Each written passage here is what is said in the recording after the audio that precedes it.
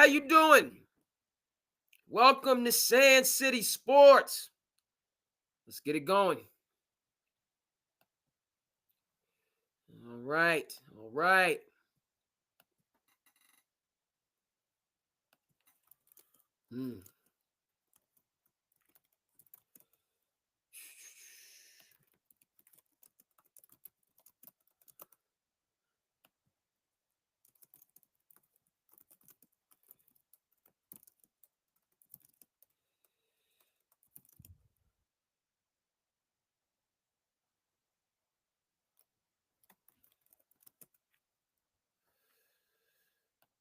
Okay.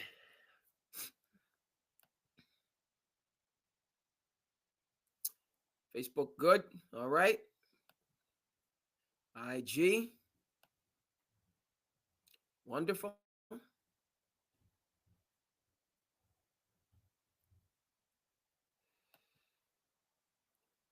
right.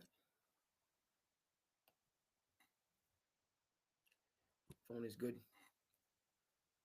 Twitter, aka the X machine. Let's go ahead and get YouTube in order. YouTube is good. Last but not least,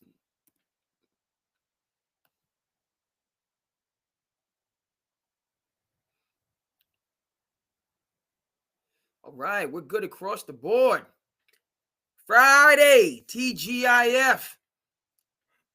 How was your week? Hopefully it finished on a high note, positive note. I had a good day, was able to get out. Weather was nice. I heard from some dear friends. Don't always get a chance to communicate with.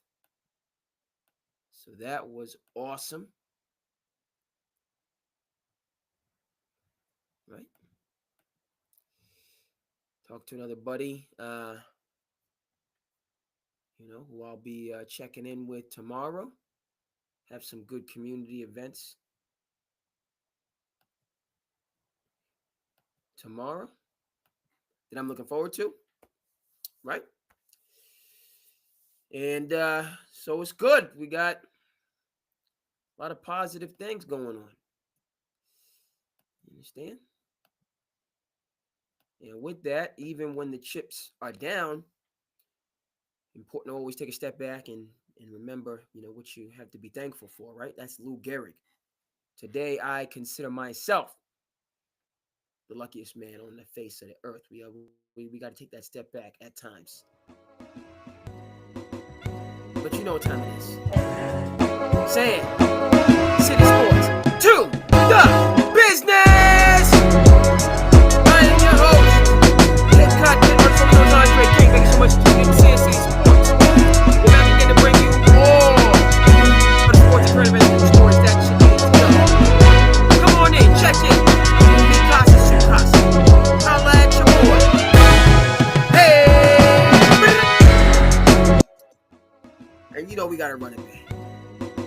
Heading back to the Wonder Years. Hey! Go! We're going to get to some preseason action, some big games. Tomorrow we got preseason action going on today. Players out there getting their on. In terms of what's going on with their delicate out.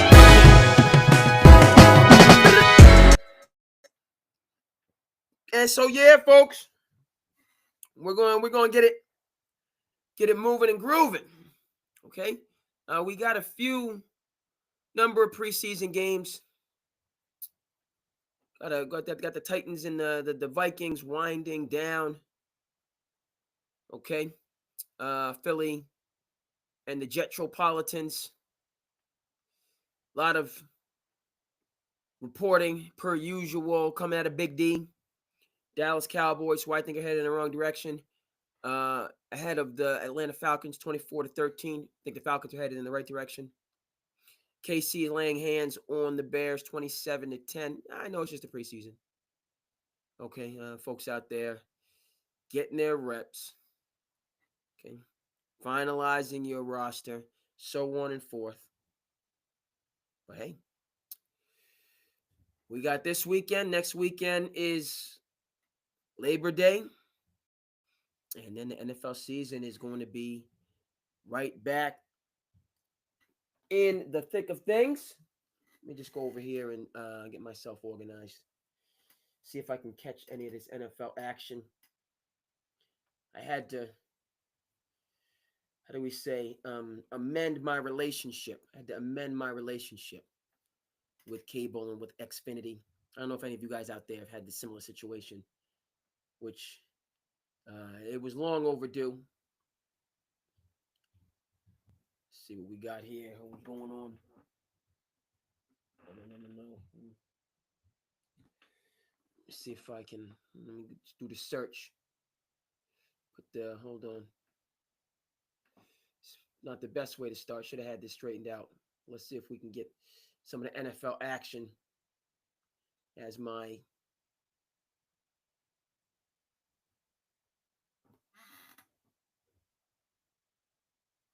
man Vikings. All right, see if we can catch some of this. Put me on to the Tennessee Minnesota game. Shout out to Arrested Development. Tennessee.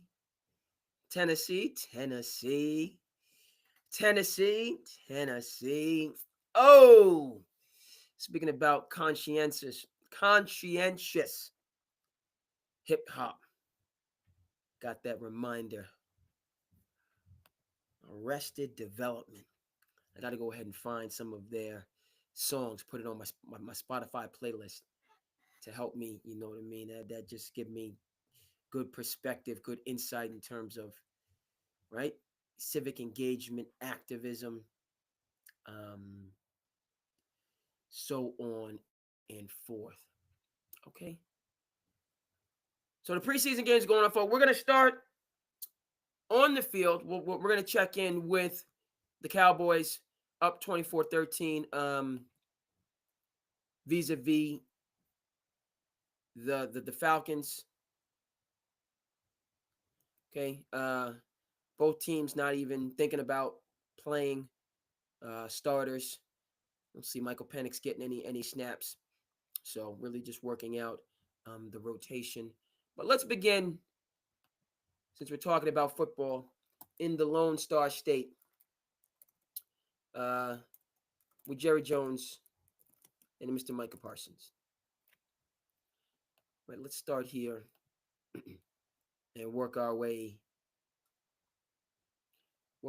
forward. Okay.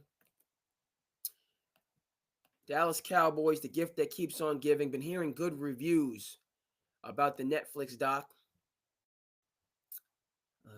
We're going to talk a bit about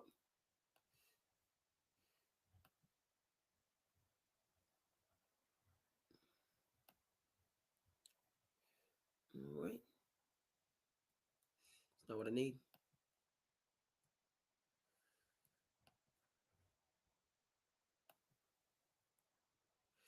But let's get Jerry and Micah up on the screen and let's break this down from a business standpoint.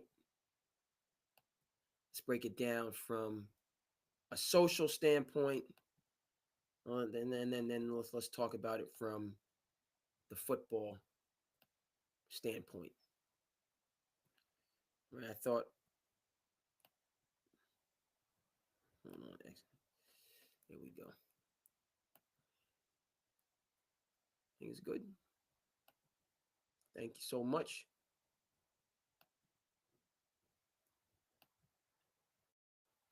What's going on, Chris? Salute. Got preseason action going on tonight. Of course, the main event is tomorrow. Shedeur Sanders start for the Cleveland Browns, which I think will determine whether he moves up the ladder. I don't think it's outside the realm of possibility that Shedeur Sanders is the backup for the Cleveland Browns.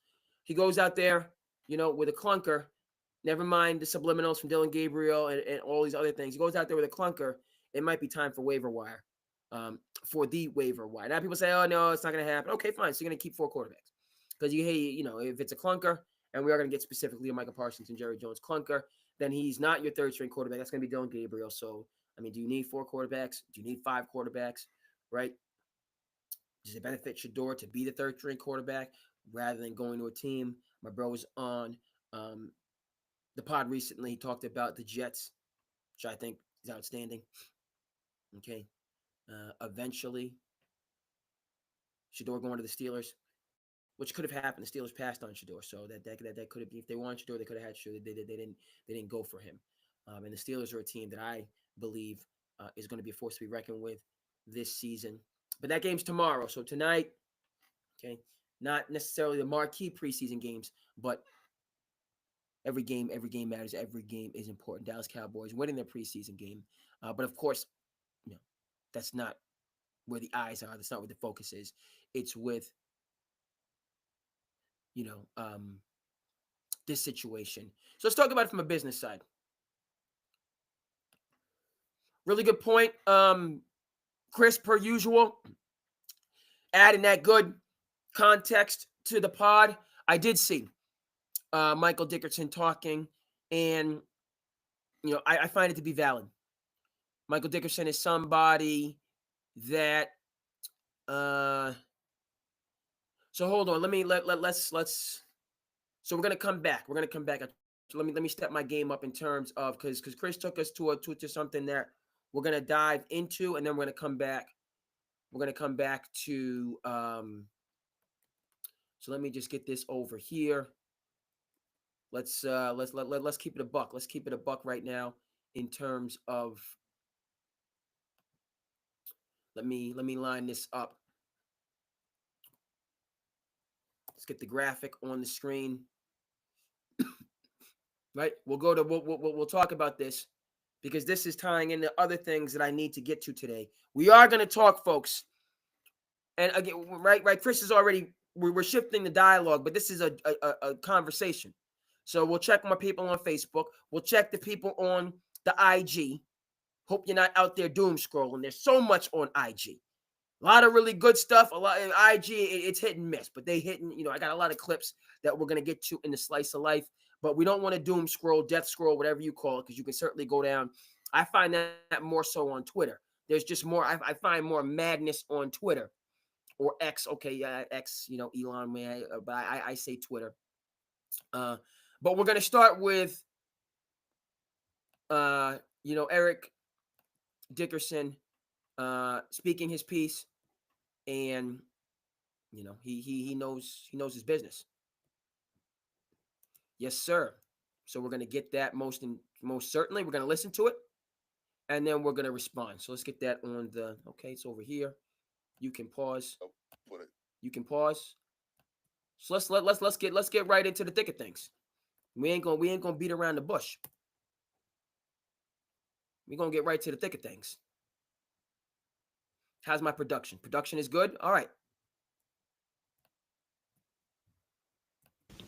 That the NFL, and I'll tell you this much here, what I heard from someone that's in the NFL, that the NFL told other, don't draft him. Do not draft him. We're gonna make an example out of him. And this came from a very good source. And he said that, I won't say who, somebody called the Cleveland Browns and said, don't do that. Draft really? him. Yep, draft him. Don't do that. Because they weren't gonna draft him either. They weren't gonna draft him. And I'll tell you this much here, what I heard from someone that's in the NFL, that the NFL told other, don't draft him. Do not draft him. We're gonna make an example out of him. And this came from a very good source. And he said that, I won't say who, somebody called the Cleveland Browns and said, don't do that. Draft really? him. Yep, draft him. Don't do that. Because they weren't gonna draft him either. They weren't gonna draft him. And I'll tell you this much here. All right, folks. So bottom line, where there's smoke, there's fire. If I see smoke, then I know something is cooking up somewhere. All right, and Eric Dickerson is somebody. First of all, go ahead. Shout out to the Pony Excess. 30 for 30. We're going to speak on ESPN. But shout out to the Pony Express, talking about who Eric Dickerson was coming up. We're talking about, we started with the Cowboys and Jerry, right? What football means in Texas. Okay, so go ahead, do yourself a favor, check out the Pony Express. And then, right, you got to be careful what you wish for because you might get it. Undisputed was on point. Skip and Shannon was that new hotness. They had a great show. And early on, Eric Dickerson was on there consistently. Outstanding dialogue. Eric and Skip have the connection. Skip working for the Dallas Morning News. Right? As Eric Dickerson, this phenom, is coming up. Then goes to SMU. Catch lightning in a bottle. Then goes on to the NFL. Lights the NFL ablaze. Hall of Famer. So I'm coming from the basketball tradition, folks. But I know what I don't know. I need to have that humility. I know what I don't know. And hopefully I keep the humility in terms of being willing to listen and learn. Okay, so when it comes to football, yes, I want to hear from what's going on Nightcap, Unk and Ocho. I want to hear Marcellus Wiley or Skip or who I'm listening. Right? Thank you, Chris.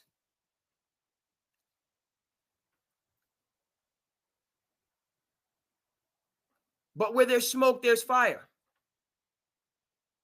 Now, this is conjecture. This is hearsay, meaning, right, the difference between your boy, the Cape Cod Kid, SandCity Sports, even though I have an academic background, I'm a teacher, history, all right? So citing sources, all that wonderful stuff that's coming up next week, back to school, grading, all that good stuff. And then you got artificial intelligence coming into the mix, the brave new world we're living in. Kid gives you a paper, flawless. Could be in the Washington Post. Wow, unbelievable. This is quite a paper for an 8th grader. Not that an 8th grader can't write a paper that would end up in the Washington Post, but I don't know. Maybe you could give yourself a little time before you get there, right? That's that artificial intelligence coming in that we have to be mindful of.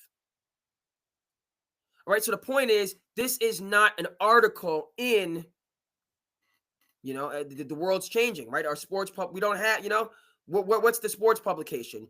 Bill Simons is doing his thing with The Ringer. They're breaking stories.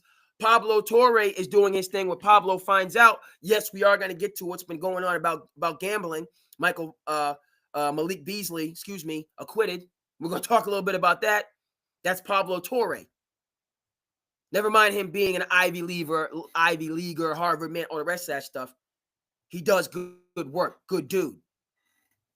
Right? So this is different than that, meaning it hasn't necessarily been buried. This is just a conversation piece.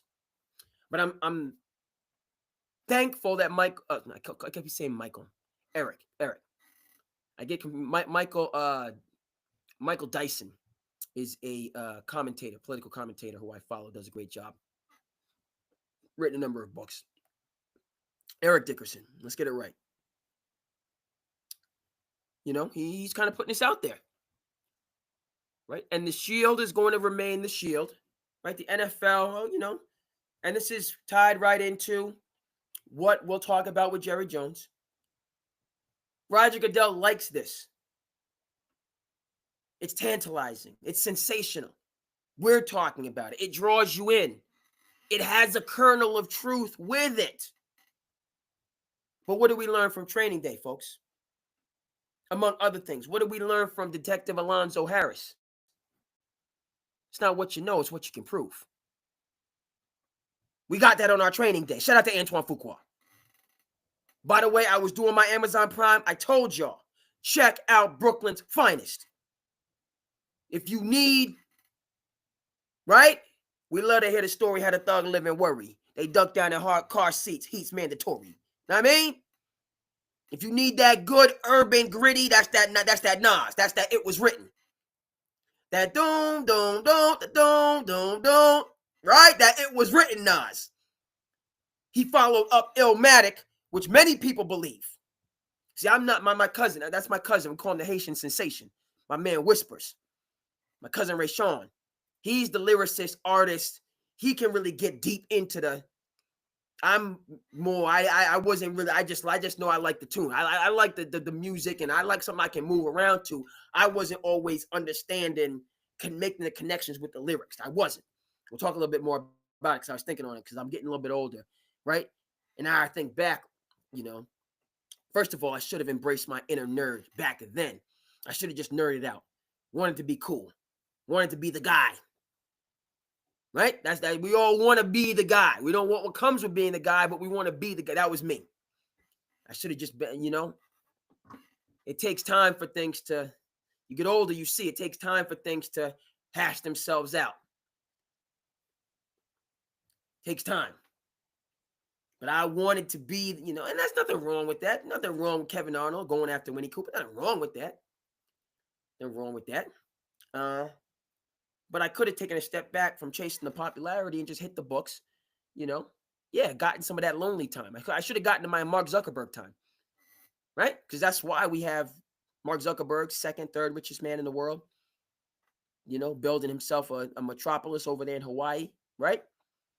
Facebook came along because they told him, no, you can't, you're not part of the cool, you can't be with the cool kids. Imagine if they would have let Mark Zuckerberg into the Porcelain. By the way, shout out to The Social Network. Go ahead and see that film. That's David Fincher, by the way. Among others. That's David Fincher. Benito, I appreciate you on the Twitter. Appreciate you. Much love. Much love and appreciation. Go ahead and check out The Social Network. David Fincher. You won't be disappointed. David Fincher of Fight Club fame. 7 others. Imagine, if we had gotten what we wanted, because I'm in a little nostalgia mode right now. Got my class reunion coming up. Chris talked about his class reunion. My class reunion is coming up tomorrow, actually. I don't mind sharing. The big 2-5. It's a beautiful thing. Don't mind sharing that with you. So I'm looking forward to that. Right? Would he be Mark Zuckerberg if they would have let him in the Porcelain? So he could have been one of the cool kids and gone to the parties and spent time and been cool? Or was it that no? Sometimes they say, I know it's family show, but excuse me, sometimes they say, hell no. Sometimes they give you that. It's not just a no, it's a firm no. No. And what? They put that extra on it. Like, dang, man, I can't even, no. You can't, and nothing. You can't have any part of this. No. And that's what pushed Mark Zuckerberg. He was so, and so would he rather be a member of the club or would he rather be world's second richest man over $200 billions? Right? Sometimes that's the best thing that ever happens to us when we get them, but again, I was that, that wanted to be doom. What does this have to do with Eric Dickerson, folks? Where there's smoke, there's fire. And this is not at the point, and I don't think it's going to get to that point, of an actual investigative report where journalists, not opiners like me and others, having community and having conversation, but journalists go in there and get the nitty-gritty facts to prove this, to go ahead and secure a bag for somebody, which is well-deserved. Because this is the wildness that people are talking about. It's difficult to prove. That doesn't mean it's not happening. That doesn't mean it's not happening and it's not harmful and hurtful to people. Okay? You go toe-to-toe with the powers that be, the corporate state, the N.F.L. and their $25 billion annual valuation or wherever it is. Okay? That's nothing to be laughed at. And you're going to have to face some consequences for that journey to uncover the truth that can make a positive change for the community and the people. That's what we need in instances like this, because I'm picking up what Eric Dickerson is putting down. This seems right to me. It might not seem right to you. Holla at your boy. Am I, what am I doing here? Am I paranoid? Am I trying to make an issue of this? Am I bringing up race and culture? You're making it, does it make you uncomfortable? Me saying this? Holla at me, let me know, whatever your argument is. These are some of the arguments that we see sometimes when these type of storylines and narratives come up.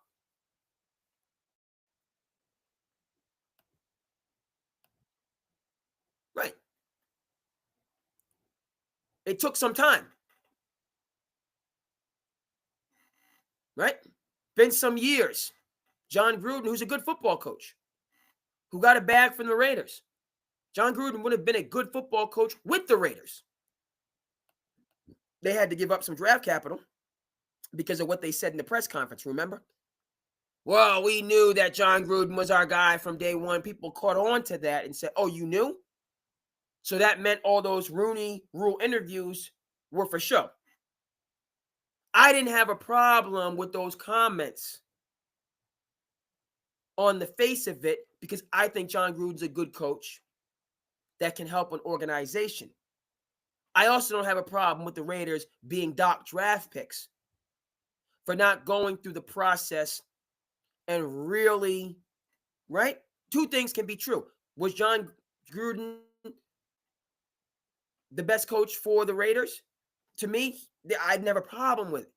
But could there have not been a Sean McVay in the mix who happened to be from the African persuasion or the Spanish persuasion or the minority persuasion? Could we have had a young Sean McVay, 25, 26, to say, this kid has the right stuff. He's a whiz kid. We're going to put him on. And excuse me, John Gruden, you're not going to get this job, but of course you'll get another job. And I don't have a problem with that. But there's people on the other side that have a big problem. And this is where we're going to go, we go back and forth. They have a big problem with me saying, or anybody saying, that there might have been a 24, 25-year-old whiz kid like Sean McVay that didn't come from European descent. All right? And can we give him an opportunity to see if he can, right? And then what's the problem? If I don't have a problem with Sean McVay, I'm interested in what the problem is with, a similar, I'm not going to make up a name here, but a Sean McVay that happens to be African-American, Hispanic-American, Asian-American, whatever the case may be. All right? Holla at me. Let me know. Okay, but John Gruden, right? He shouldn't have said what he said in those emails. And this is something I'll borrow from Rob Parker, because this is where we have to, we get to the nitty gritty of things. Sports brings people together, but then we have to be together, right? And we have to work things out. It brings us together, but then we got to be together. Families are together. Families can be dysfunctional, but that's your family. So there's going to be some, but we got to work through that because at the end of the day, we're better together. We have to work through these things in your family, at your job. We got to work through things. And that's just life. It's better that we work through, hash it out. Be respectful, be mindful, be considerate. Don't demoralize, don't demonize folks. Keep it on the about the argument, on the topic and not the personal side of it. But we come together and then we have to we got to work some things out. So with John Gruden, the issue, first of all, is a number of issues. But this is a take from Rob Parker. If those words don't come out of your mouth, you don't have a problem. Right? For that language to be used, that he was using on his team account, right? This isn't a personal thread with all your homies on your cell phone. You're talking in an unprofessional, dare I say, unethical, disrespectful fashion in your professional capacity. You know what I mean? Never mind what you said and growing as a, and this is not for any of us. If you don't think that way, then you won't express those things. Then you won't put yourself in harm's way where you should be for saying and putting that stuff out there into the world. But you do think that way, and you do express those things, and not just do you express them, you do that within your professional capacity, talking in your role as an NFL employee. Okay. So, you know what I mean? You've gone a lot of ways down the road here.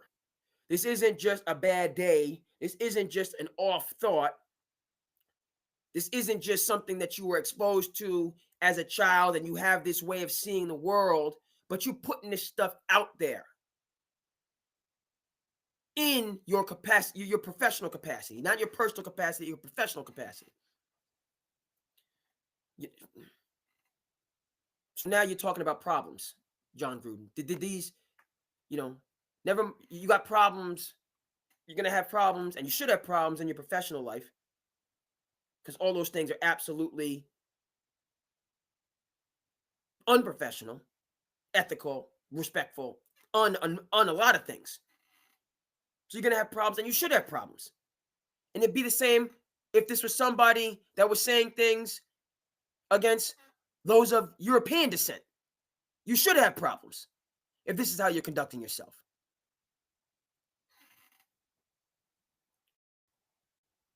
Okay? Now, beyond that, can we give somebody the benefit of the doubt? Can we give them another chance? I tend to be in favor of that. But what do they say? When somebody shows you who they are, believe them. And then people say, the first time. Okay? John Gruden, he got hit with a lot and he lost a lot. And, he was pushed in a corner and he's defending himself and it's taken some years and he's winning his case. Fine. For me, you win the case. You clear your name. You can get another opportunity. We'll see if you've changed. Because for John Gruden, and we are going to get back to Shedeur, and we are going to get back to the Dallas Cowboys. For John Gruden, you bring that same energy from those emails with you back to the NFL after you've gotten a second chance, the NFL really will mean not for long for you. Okay? In a league that is 70% minorities. And you bringing that same ignorant, ugly, unnecessary energy back with you, turning the clocks back a century plus, if you bringing that with you, then it's not going to go well. It's not going to go long, and adios. I got no more for you, my man. And then maybe I'm wrong for giving you the second chance to start with. We can talk about that. I'm trying to talk about, with him being a quarterback whisperer and talk and interviewing these quarterbacks and talking about tango, yellow, banana 5-3 and all, you know what I mean? I'm talking about him as somebody that adds value to the football community, like Eric Dickerson, who we're going to get back to. That's how I want to see John Gruden. I don't know what tango, Bravo, 34, blast 2, banana 5, all this language, I don't know football like that. But to hear John Gruden break down football, it's interesting to me. I learned. I said, okay, man, wow, that was, because I don't see basketball. I know basketball. Okay, I'm coming from Rick Teller and their Heaven is a Playground, right? You want to talk about Earl Manigault, the GOAT, Rebound, good film, right? I don't know football like that, and I'm always interested, and he was a really good communicator of the game, a good coach of the game. Fine. So he wins his case. I would win the case, right? But are you going to take some accountability and say, I could do better, I will do better? This was the same situation that they talked about. I heard folks when talking about Hulk Hogan. saying people told him after, people that he had helped that happened to be African American said, listen, you want to get, okay, you made a mistake. I know you. I'm going to give you the benefit of the doubt. This is how we can fix and correct this. Hulk Hogan was like, I've been told not to talk about it no more. So that's what we're going to do. We're going to act like it didn't happen. Ain't going to be no apology. Ain't going to be no, it didn't, we're just going to act like it didn't happen when everybody knows it did happen. And then that, at the end of the day, is a part of of the legacy that just stands as is. There's not, right? There's not that reformation, or some would say redemption. Shout out to the Shawshank Redemption. We didn't have that because, I've been told, I've been advised, we're just going to keep it moving. All right? We'll keep it moving, all right? So it just stays as is. Let's come back to Eric Dickerson. Right? I believe him to be a credible, somebody just like Gruden, knows football, can talk football inside and out. All this talk about, you shut up and dribble. As if there's not a high level of intelligence along with the phenomenal athleticism. That's how you become a Hall of Famer. You're not just a phenom physically, you're also a phenom intellectually. One of the great conversations I had with a good buddy of mine, his dad is just a baseball guy, from roots for the Phillies. A lot of great stories growing up in Philly. He's just wonderful talking with him. Okay. And one of the things he talks about, he's like, Babe Ruth, his eyesight, he could read a license plate a block away. You talk about him. He could read a license plate clearly a block away. Talk about Babe Ruth. They talk about people, talk about Barry Bonds. If I can see it, I can hit it. They talk about Babe Ruth. He could see the ball spinning. He could see the rotation, slow it down. That's a physical, right? That's, X-Men level eyesight. But then it's also, to me, his understanding of the game. He was a pitcher. I was a pitcher, so I understand. I can see what you're trying to do. And I'm going to anticipate, i.e. Hank Aaron talks about it. I said I had all the pictures in my pocket. I had them in my pocket. I knew it beforehand. So that's why I knocked it right the heck on out of here. Because I knew what you was doing and I was on it. And see you later. We out of here. But there's a direct connection between Hank Aaron and what we're talking about right now with Eric Dickerson. There's a direct connection. Because how was Hank Aaron treated as he was getting close to breaking Babe Ruth's record in the 70s? Okay? The hate mail. This is the 70s. Not the 30s, 40s, 50s, the 70s. Now still, okay, the civil rights movement, Vietnam, I get all that. But perspective-wise. And then, of course, the iconic full photo of those dudes on the field congratulating him, which could have been another crazy photo. It goes down in history as a, together. But at the same time, the way that it was with what was going on off the field, it's a great moment. That's the moment we wanted, but it was also a dangerous moment because there were people that couldn't stand the fact that a black person was going to be the all-time home run leader. Could not stand it to the point, talking about John Gruden, talking about hate mail, took time out of their day to send him hate mail, which is crazy in and of itself that you would spend time doing this. It just speaks to whatever.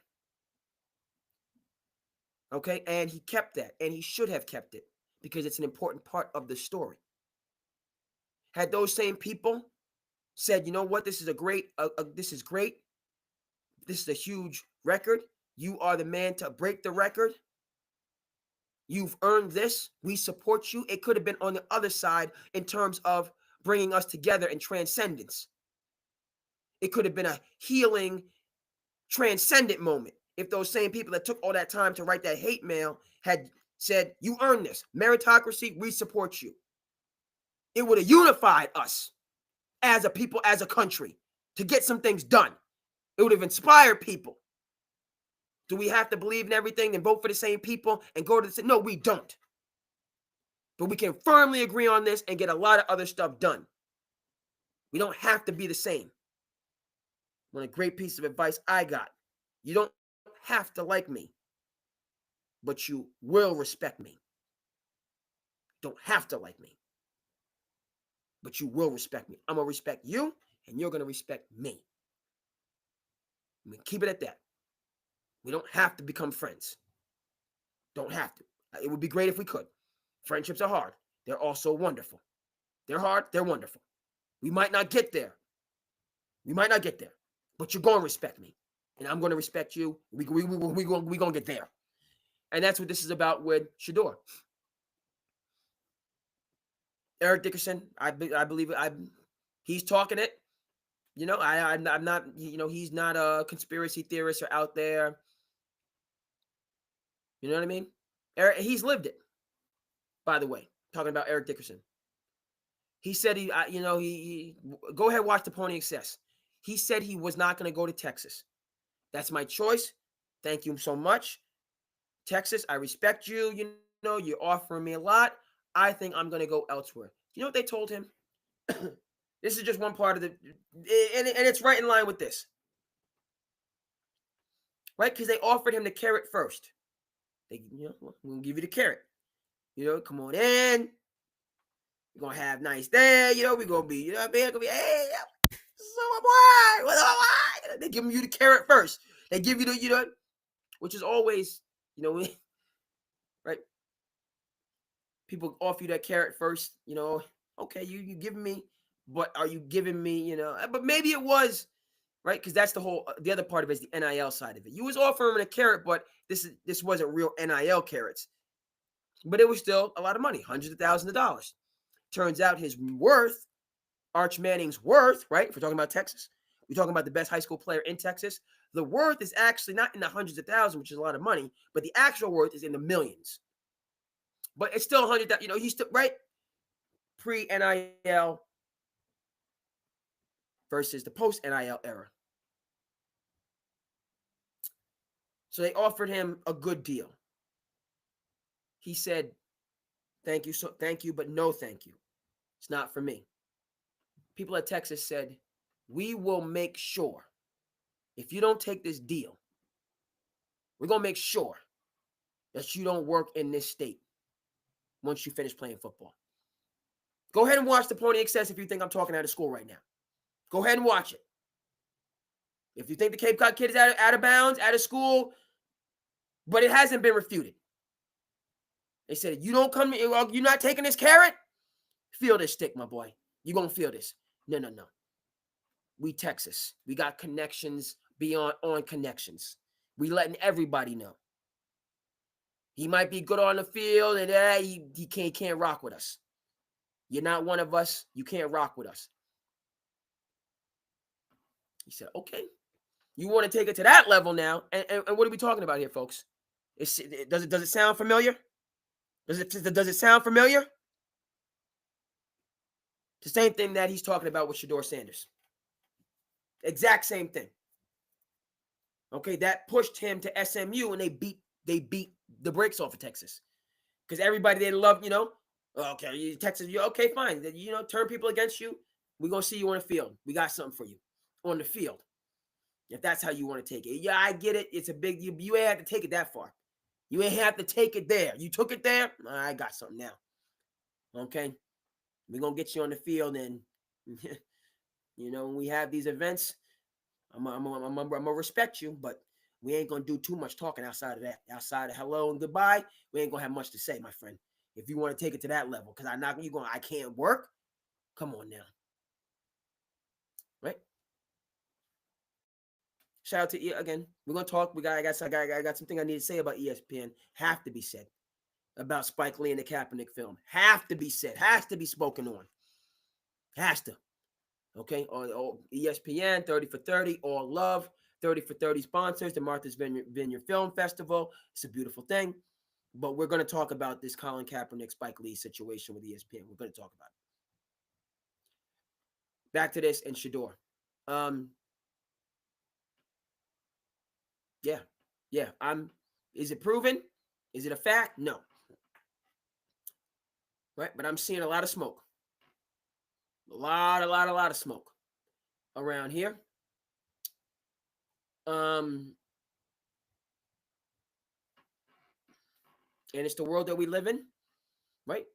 Again, this is a league that for many years said, right, this is the same mentality of African Americans can't play quarterback, which my parents' generation experienced firsthand. Shout out to Doug Williams, Washington, Redskins then, Commanders now, Super Bowl MVP champion. That was an outlier. And frankly, that was offensive to some people. Because the black people, you're good, run it now, quarterback, no, we just no. We just not. Why not? Right? Black person can't play quarterback. Can a white person play running back? Wide receiver? Right? What are we doing here? Cornerback? Safety? What are we doing here, folks? It's football. Play the game. What we are doing, myself included, is we're human. These are things, human beings, white, black, we make these crazy mistakes. Wow, mistakes. So we're talking about Shedeur and him being blacklisted as a rookie. Again, as of now, unverified. Okay, it's unverified, but again, we keep in the receipts. When his father was coming up through the ranks, this is in the age, the same logic was there for even if you could be a quarterback. So bottom line, end of story on this, things change, they stay the same. Right? It's something. Right now, I think it's about just the story in real time. And Shedeur, his start tomorrow, where's he going to, just what he can do on the merits. Played well in the first game. Can that continue? And just on the merits, him show, listen, I'm an NFL quarterback. Right? Will it be for Cleveland? Or will he be placed on waivers and another team come and get him to be that quarterback to help the team, to help that team? Because that's what he's going to do. He's going to help a team. He's going to help a team. Is he going to sign autographs? Is he going to be the, and it's not about friendly, different strokes for different folks. Okay, was Barry Bonds, and I'm not making a one-on-one connection between Shedeur Sanders and Barry Bonds, but please believe this, but Barry Bonds was kind of surly at times and off to himself. Barry Bonds was not the, hey, rah, everybody unify around me and we're going to go out and we're going to, he seemed to just be a soloist. Exceedingly talented at what, but just I'm doing my thing. You're going to respect me, of course. But a little bit aloof. Patrick Mahomes, also all-time great. Much more of just easygoing, approachable. Well, how you doing? You don't always get both in the same person. Sometimes you just have that phenom that is, just aloof and off to themselves and maybe a little bit prickly. But they're a phenom, so you're gonna deal with it. Other times you get the phenoms. Brady, Brady's in this category. He gets that gets along with different people. Right? Tom Brady, Antonio Brown, come live with me. Come stay with me here in the Patriots. We need you. And they did need him because right off the bat he was lighting things up. But then, he's AB. He's gonna be who he is. He's not gonna be able to adhere to the Patriots way, hook, line, and sinker. And they got rid of him. And they lost the last game of the regular season to Miami. They lost the first round bye, and then they got beaten by the Texans at home. Mike Vrabel led Titans, not the Texans, the Titans. Tom Brady's last pass was an interception. Did he have Antonio Brown to pass to? No, he didn't. Right? The world shut down with COVID. Brady took his talents to the Sunshine State. You know who he brought with him? AB. Same dude. Acting the same way. They made it that season, and who was catching touchdown passes in the Super Bowl when it mattered most? Who was there catching touchdown passes? AB. Another guy who was retired that came back, Gronkowski. Yeah. Right. So Tom Brady had that ability to connect and to encourage and inspire people and to make them feel that everyone Shedeur doesn't seem to have the common touch. It doesn't mean Shedeur is not an NFL quarterback, starting quarterback. But because he does not have the common touch, that was so offensive to some people. He doesn't have the common touch, and he's not as talented as his all-time great father. So those two things together, mid-level talent and a little bit of chutzpah, in this case, can't do it.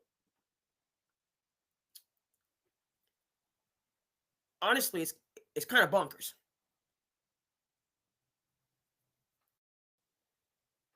A little bit bonkers, right? Because he's talented, right? If you have a chip on your shoulder and you're not talented, well, then you just are not going to be in the league. Nobody has a problem with that. The issue here is he is talented. He's not all-time great talented. He's talented, though, with a chip on his shoulder. But that's too much for some people. Okay. So, Chris, appreciate that. Let's get back to Dak and Jerry. Staying in the Lone Star State.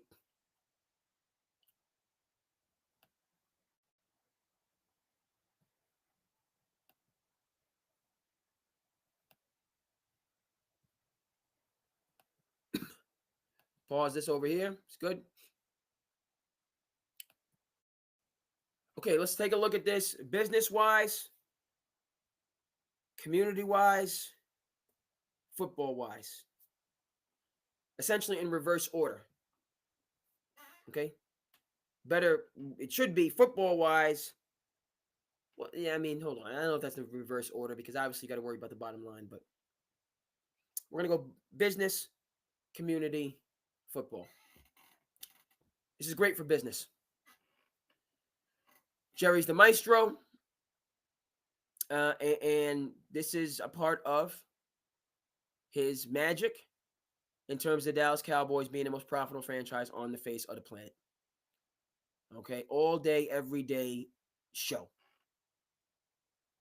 All right, so, Micah has his podcast and Jerry's same thing. You ain't going to out communicate Jerry. So Jerry's going on his podcast and there's shots fired. I offered the most money for a non-quarterback.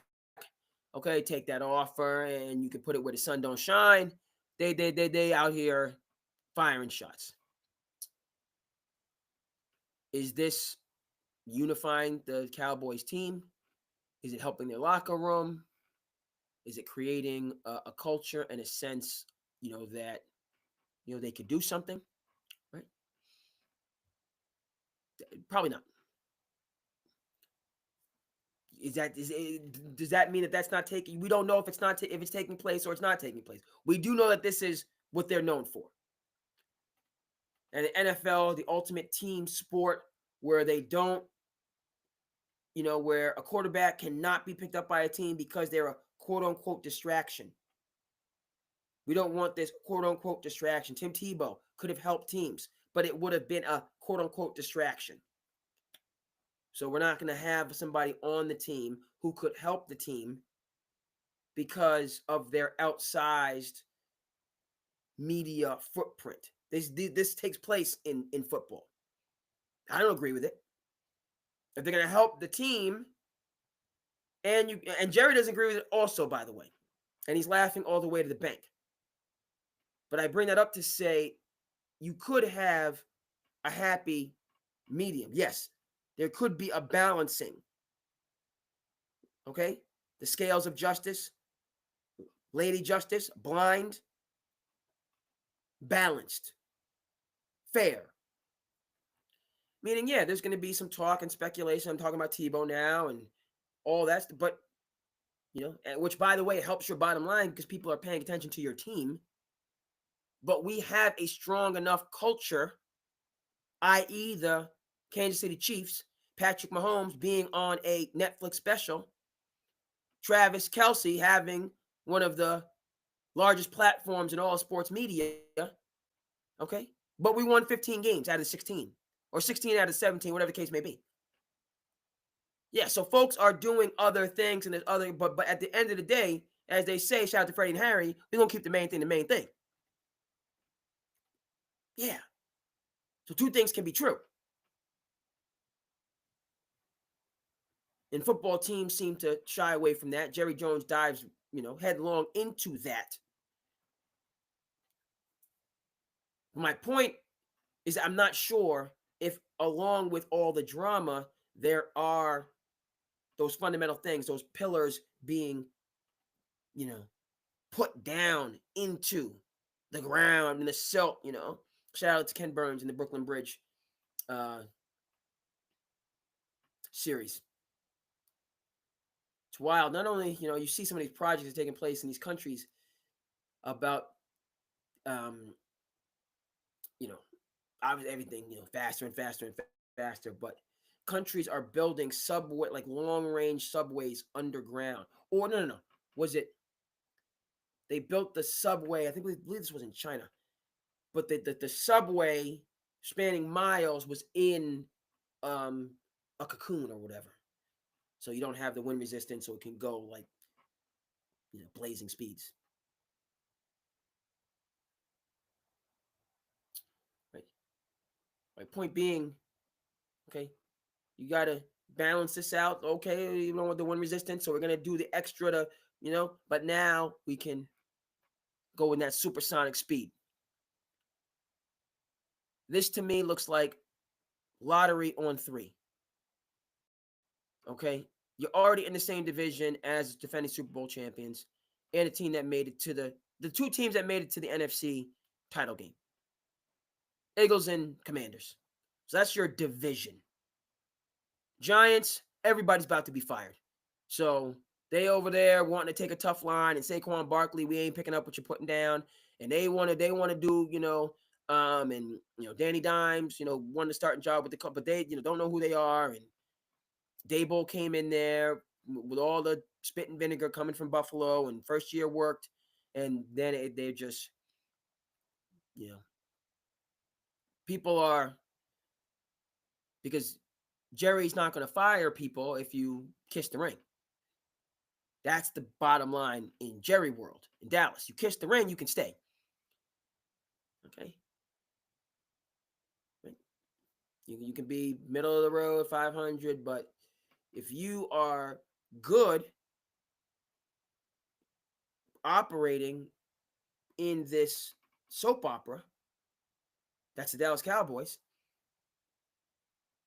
Okay, not Super Bowl contending team. Shout out to the Netflix documentary talking about what they were when they had coaching. Right? They were Super Bowl, America's team. But Jimmy, being I'm gonna say this great coach, I'm coaching, baby. Okay, so you're the maestro business-wise, but when it comes to this football, I know what I know. So I'm standing 10 toes down. That was too much for Jerry. Got to be my way. You are replaceable. Okay? That firm corporate, right? I'm gonna bring you in. I'm gonna give you the carrot. And I'm gonna love you up to start. Right? I'm gonna bring you on in, love you up there, buddy. Get you feeling good. Yeah. Come on down here and play with the Cowboys. Come on, get some of that good. I'm gonna love you up. Get you feeling good. But the corporate mindset is not just you work for me, but I'm taking all that surplus value. That extra, I'm taking all that off. So I'm going to give you, right? I'm not going to give you equal to what you produce. Then how am I going to make money? I'll pay you to this level, but then what you produce beyond that, that's what I'm taking, how I'm making mines. That's surplus value.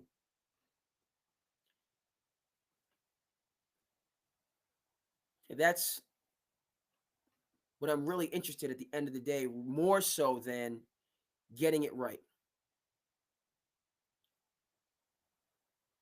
And for Jerry, the Cowboys,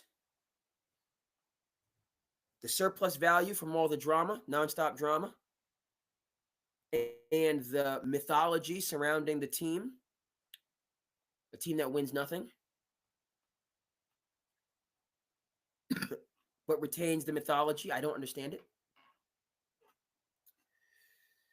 But they're the Cowboys, and they're the brand, so all right, fine.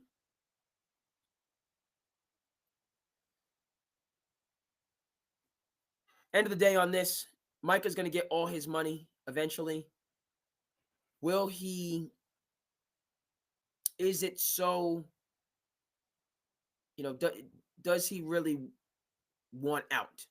Because he's going to get his money. He's going to get paid. He's going to go around him, and then he's going to get paid. The comp for this, i.e. Myles Garrett and the Cleveland Browns, who I was high on, am high on. Let's put that in the present tense.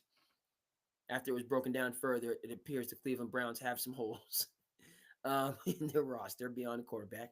But Myles Garrett said, "Okay, you're gonna pay me over and above and beyond. Okay, I'll stay.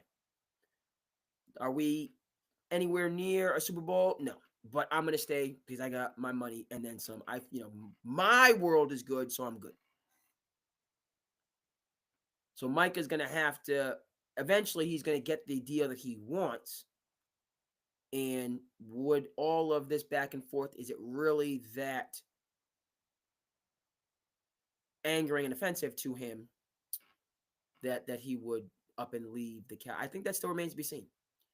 70-30, no. That he just comes back, gets his money, and then, all's well. Right? Aaron Rodgers said, the only time I'll go back to Green Bay is for a memorial service. They gave him his money. He was back for camp. See, I'm not going back. You know what I mean? Gutekunst, he didn't, he was not nice to me. He talked in a way that it did not make me feel special. I'm never going back. They gave him his money. He came back. So I'm 70-30. Well, I even say 80-20. 80-20. Micah's a young guy too. He's young. You want to be the guy. You want to be the man. You like being in Dallas. You like all that comes with being. That's Jerry knows these things. As much as people talk, if you're on the right.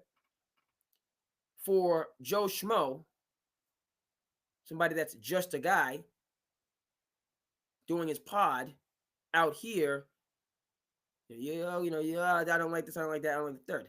But if you were a part of the show, right? Never mind how good that's what jumps out to me. These folks are eating good. They're eating healthy and they're eating good.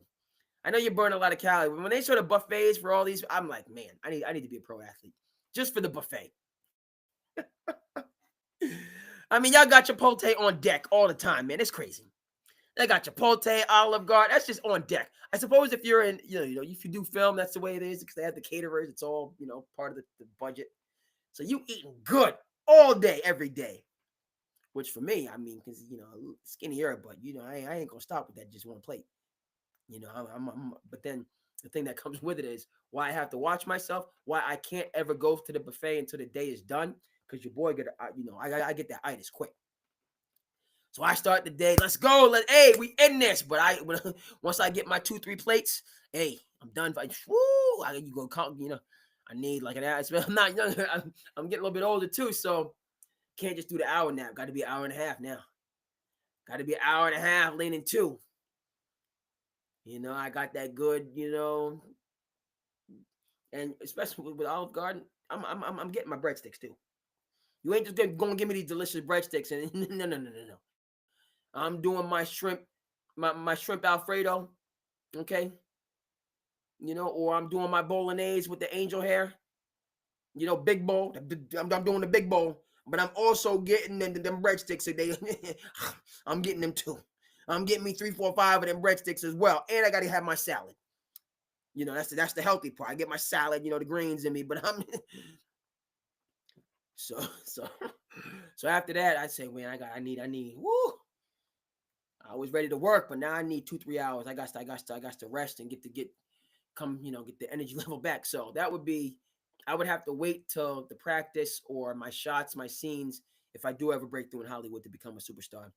You know, I can't. You got to keep him away from the buffet till the day is done. Till the day is done. Don't let him get close to the buffet while we still have work to do. We're gonna have to. The whole set's gonna be. You know, we're gonna have to all be waiting, and it's gonna be a problem. I probably wouldn't be that big of a star. You'd be like, you got to go. you got to go. Missed your call. Adios. You couldn't handle it. You couldn't handle the good life. Bottom line with the Cowboys, I think Jerry and Micah at the end of the day can't handle the good life. And this deal will get done. You know, it'll continue to be a narrative. They're going to lead the, you know, and in the NFC, which is the weaker conference, they're not going to make the playoffs. No. Ain't going to make the playoffs. There's too many other up-and-coming teams or teams that are fighting. Right, the Detroit Lions fighting to keep their window open. 49ers trying to get themselves back right. Right? So, no. Let's take a look here. Tampa Bay Buccaneers coming up through the ranks. Cowboys. All these other teams, small market teams that are about football. Right? Quietness is kept. Just while you guys are doing the soap opera, making the money. When it comes down to it with the Cowboys, or just again and again and again, for all of the pomp and circumstance and that is the Cowboys, they're just generally not ready for prime time. They're not ready to go toe-to-toe, which shouldn't be really surprising. Never mind the coaching turnover, right? That's what Jimmy was fighting for. That's what Jimmy was pushing back on. This is a football team. These guys got to be ready. Skip Bayless tells the story. I believe it was the second champion, the second of his Super Bowls. Guy wasn't acting up. Last game against the Giants, he cut the backup running back. He cut him. Dallas Cowboys, you can correct me if I'm wrong on this. I don't think I'm wrong, but it is what it is. Let me go and check my socials. Dallas Cowboys won their second of the back-to-back Super Bowls. When I was in middle school, acting a fool. Some good things, but acting a fool also. A lot of good things, but it's some foolishness. They won that Super Bowl without a backup running back. Excuse me. I keep saying quarterback. Running back. The running back was acting up. And Jimmy kept telling him, and then you can go. I ain't bringing this energy into you can go. But he can go. Emmett's going to be fine. I'm taking that bet. But adios. I'll see you when I see you. Rest of the locker room.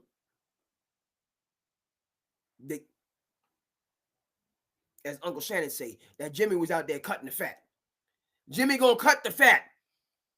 So if there was any question in the rest of the locker room in terms of what the expectation is and how we gonna handle business, the other stuff outside of business, okay, that's the other stuff. Conduct yourself with class, be an adult, do the right things. That's the other stuff. But as far as business is concerned, football, you gonna toe this line. Oh, yes, you are. Oh, yes, you are. We are going to be ready. We're going to be ready. Okay? And they were, and they won. Right? They ain't got no sense of that now. They ain't got no sense of that. They we might be ready. I hope we're ready, and all the pomp and trying to smoke and mirrors.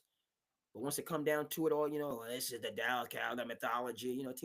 Once teams ain't impressed with that, they just eyeing you up. You see Logan Paul gonna step in the ring with Javante. You know what I mean? And another one of them, they gotta, you might be bigger than Javante. You're not gonna hit him, and he's gonna hit you. Well, I can take these punches. Okay. Well, I can. Yeah, you're right. But you're not going to hit him, and he's going to hit you square. Square. You're a big dude, you know what I mean? You see, okay. Somebody gonna hit, you big dude. All right, I got that. I got you, a big dude, big strong guy. You better have a tough chin. Your chin better be correct, right? Because Javonte is going to be, but again, they don't allow, like Mike Tyson, he couldn't throw uppercuts. They're wearing the gloves to make you right. But if he got actual not the MMA stuff, because that's just a whole different. But a boxing, like just a regular box. If Logan gets in with Javonte, they both have just boxing gloves. Okay, Javonte gonna put him out, and that's not really right because what boxer, you're not going to hit him, and he's going to hit you.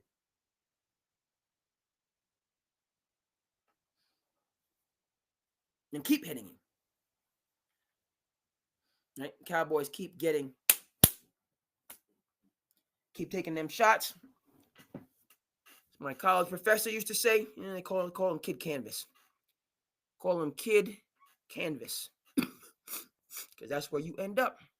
Let me go through the socials, make sure everybody is good. Everybody on the work week. Facebook is all right. Appreciate the check-in on the IG. From Top Cat. Appreciate it very much. Benito. They appreciate you on the X machine. On the Twitter feed. YouTube is good. Twitch is good. We're going to keep making it do what it do. All right, let me see if we got any more. Let's just go. I believe our NFL is good for now. I don't want to leave anything.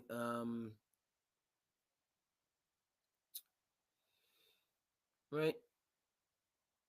We've talked NFL. All right. The main event is tomorrow with Shedeur. All right, we're ready now. Let's slide over to the NBA. Okay. Slide over to the NBA. And Malik Beasley is no longer a target of the gambling investigation. His name has been cleared.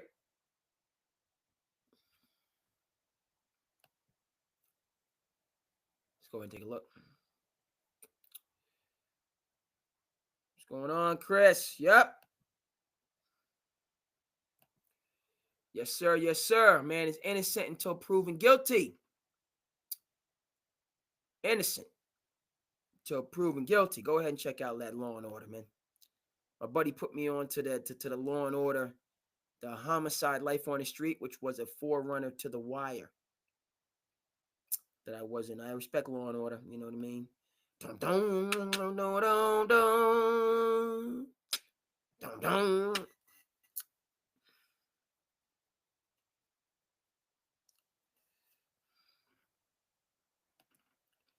Yeah, we're going to talk Beasley. I saw something about Westbrook possibly going overseas to secure a bag.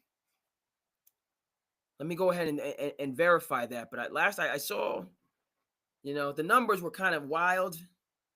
I don't know if these overseas teams have the money to be playing 30, 40, and 50 millions. But I did see something about Russ taking his talents.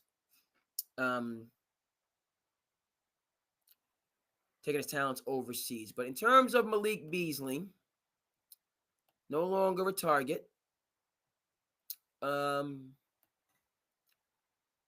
of the Department of Justice, which is good. Not a target for now.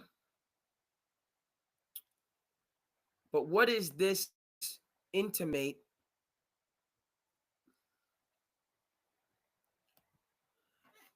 In terms of Russ, sad that him going, I can see that.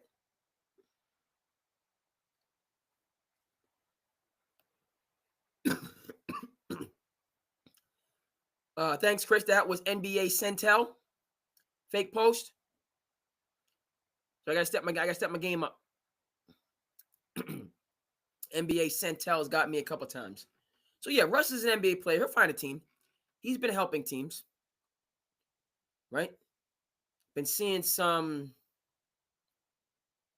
reports out there. Got to make sure that it's from a verified source, but this did seem credible about Zion possibly taking his talents to the Clippers, which seems within the realm of possibility. Even though the Clippers already, they could obviously use Zion, but the Clippers they're stacked as is with Harden, Beasley, Kawhi, Ibaka, and others. So the Clippers starting lineup is fierce in and of itself. And they're going to manage their guys right, in terms of managing, so, but they got a lot. They got, the Clippers seem to specialize on these reclamation projects, right? So they don't have guys kind of in their prime. They don't have the Anthony Edwards of the world, the Shai Gilgeous-Alexanders, but they have guys that were that at one point, i.e. Harden, i.e. Kawhi, and they put them in position. They still, put them in a position to be successful. They did take the Denver Nuggets to 7 games. I thought the 7th game should have been closer, but nonetheless, they took it. They showed they didn't have a bad playoff outing. Okay, the Nuggets took the Thunder to 7 games. So, Clippers were right there in the mix. All right, folks. I'm gonna say what I said before: where there's smoke, there's fire. So this Beasley, and how we found, but right. This seems to me to be not a little bit. This is ignorance is bliss. Ignorance is bliss here. You watch the clips of Malik Beasley and these curious end of game scenarios. It doesn't look right. Why are you sprinting the length of the court to score a bucket? Okay? The game is over.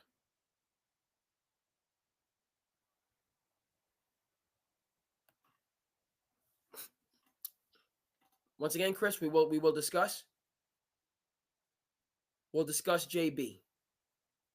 All right, we'll bring this back up. Let's talk Beasley, and then we'll go to JB, who's very important for us here in the Commonwealth. Somebody I follow closely, have a lot of respect for, so we'll talk about JB.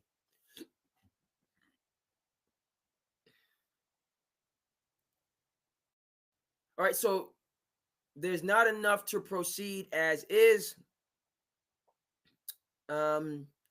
His name is cleared. I'm looking for the NBA to have protocols in place relative to his conduct and play going forward, because obviously there's a target on his back. He should understand there's a target on his back. If we see those suspicious things continuing to happen, not only will it be highlighted, but you would imagine that there could be further charges. But for me, this is what the NFL calls circling the shield or defending the shield. The line between competition and gambling, thin. Razor thin. The late, great David Stern, for many years, was out and out opposed to gambling. He changed his stance. He changed with the times, got ahead of what was on the horizon. I credit the late, great David Stern and now Adam Silver with that.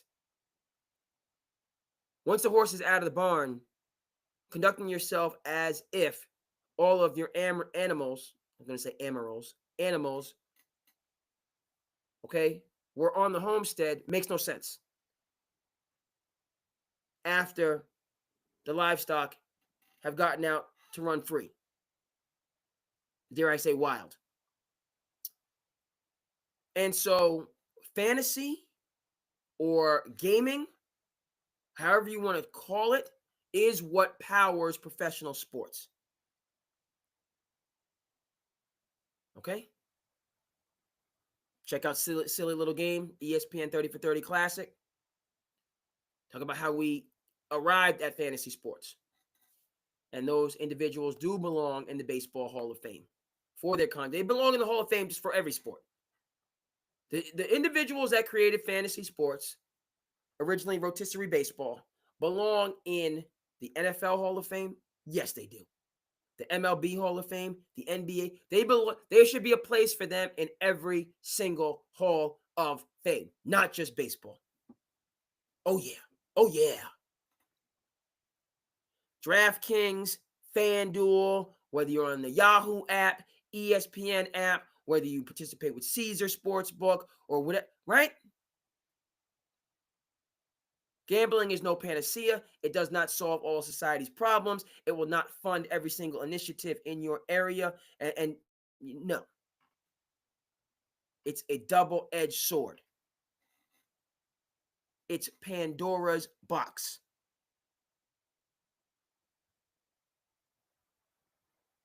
But it powers these leagues. Okay? Never mind the attention economy and how it's changing. All right? And virtual reality and artificial intelligence and all of these things. Why do I care about this when I am just flooded with everything else? What is going to make me care more about this football game, basketball game, baseball game than all of these other things, voraciously competing for my attention? Oh, I have a financial stake. Okay, so now I care. Is it every, you know what I mean? And that's, it doesn't need to be only that. It could just be because I like my team. Sports existed without all of these gambling apps for centuries.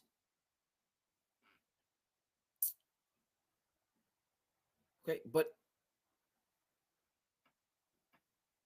it's an integral part of the equation today. You did not have the full-scale war in the attention economy when Babe Ruth was out there hitting sluggers. You had radio and a couple national publications. That's what you had. Right? Never mind 5, 10 channels devoted to the sport. Hundreds of websites. All of these media,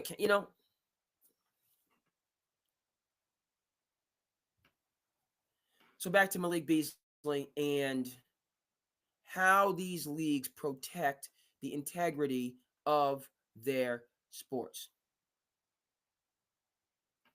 You see, I'm rocking. I'm here with you folks. Go New York, go, right? Even though my Knicks did an elite coach and Tom Thibodeau, dirt high. Mike Brown knows his business. I'm hopeful for the team, but they made a mistake. It is what it is. I'm still pulling for him.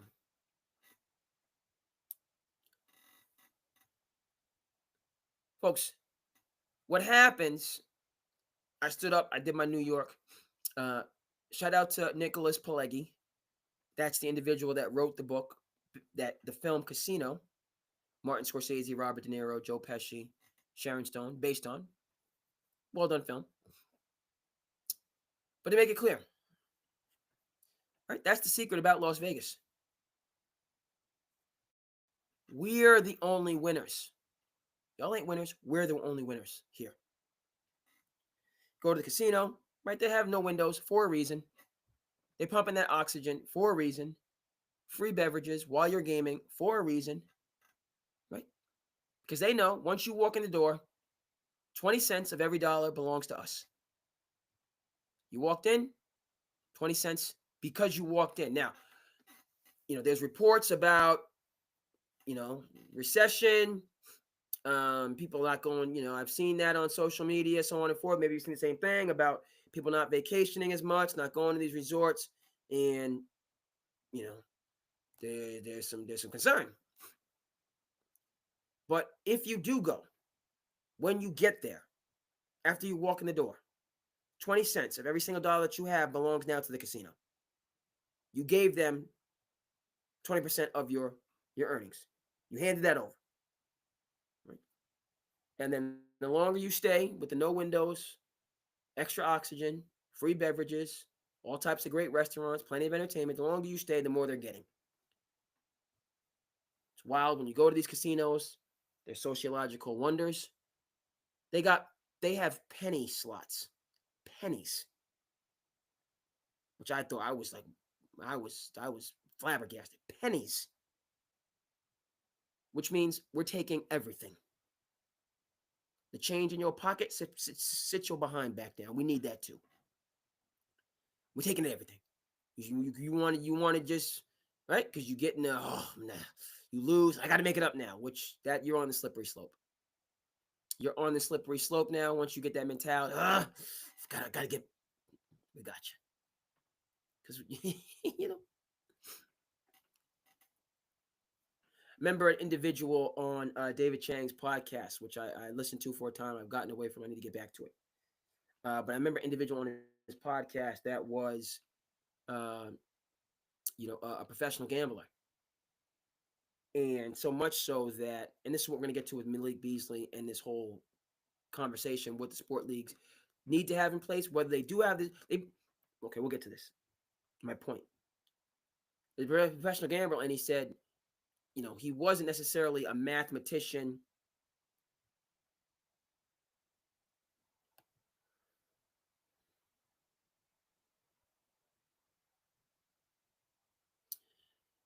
Okay, Chris, some perspective. So it's the ferocious heat why folks are indoors, and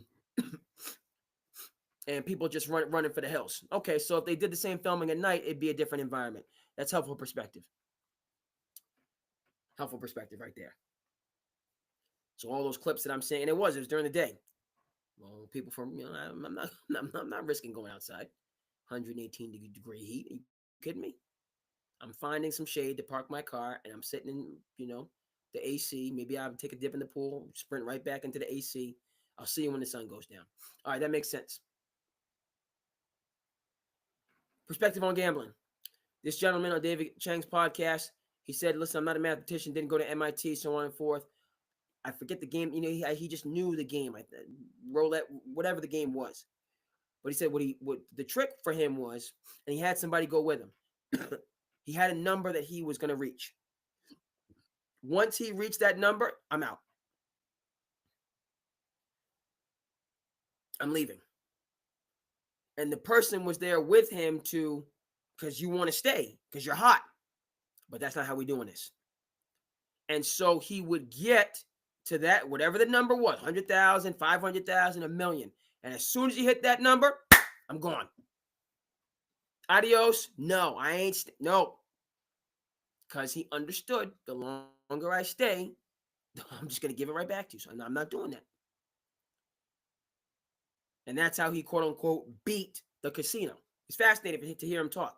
Because he had, it wasn't all, he had his ups and downs, but he finally found that system. Him and his boy, and his homie went in there, but he said what happened, which was equally fascinating, is that as this was developed, they started banning him from these different casinos. He said, no more of this. No, you're not welcome. Your money's not welcome here. You can't come back. Right? And Dana White talks about that. Shout out to the UFC. Do I agree with Dana White on everything? No, but he's a shrewd businessman. And Dana White talks about, I'm a gambler, man. I gamble, man. I'm going for it. And he said, I don't like these casinos. They'll put a restriction on you. They will cap because this is not a fair, at the end of the day, competition. They see your one strategy is working for you, they're going to restrict your use of that strategy. How much you can wager, so on and forth. And he spoke against that, and I kind of agree. Right? You're if they're playing, they by the rule, and but those are the little subtleties. They're playing within the rules. They're winning. So why are you now capping what they can wager, so on and forth? They can lose just as easily as they can win, but they happen to be winning more than they're losing. No, wait a minute. God, we got a situation here. What's the situation? Right? Nevada, you have gaming. It has to be competitive. It has to be a certain level of chance there. Or else you're not operating a casino. You're operating a Ponzi scheme.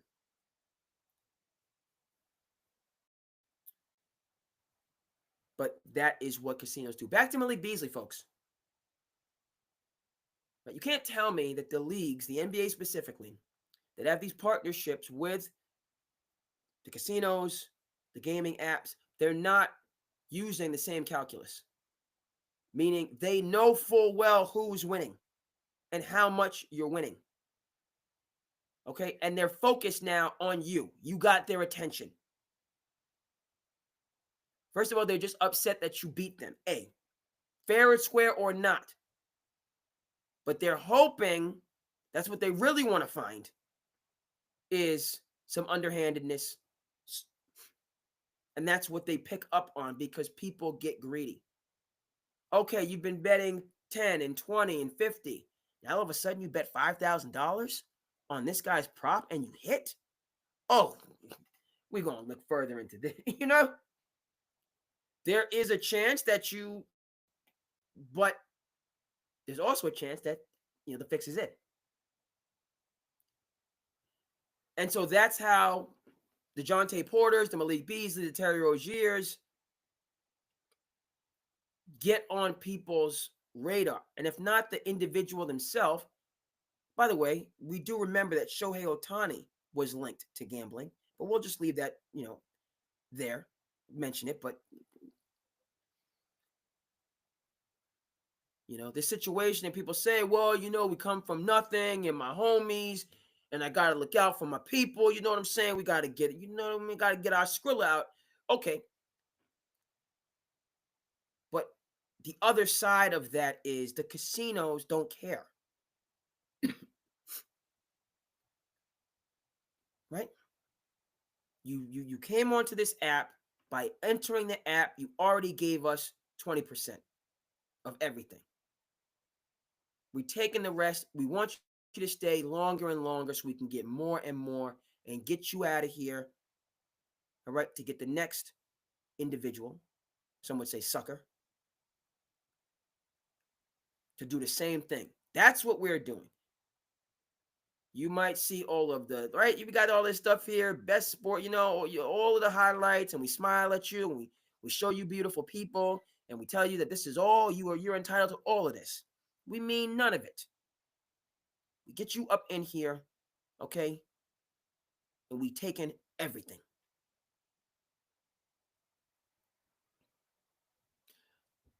Malik Beasley, cleared of all charges. I'm still seeing a lot of smoke. If the NBA wants to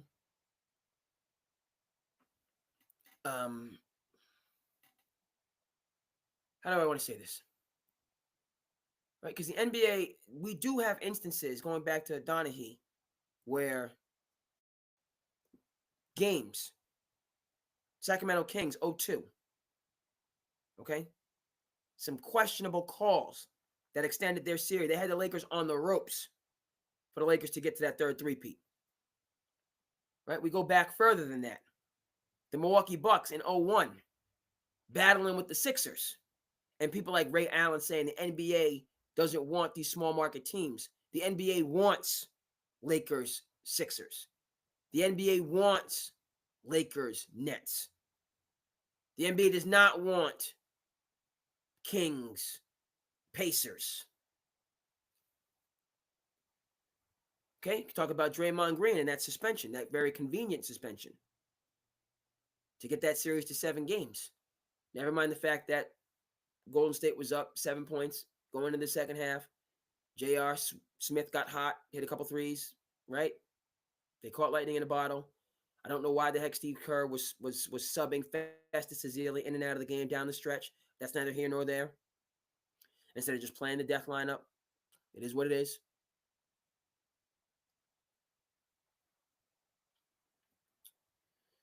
Okay, so there's the, we have these instances where, it ain't always looking right. Happens in the NFL all the time.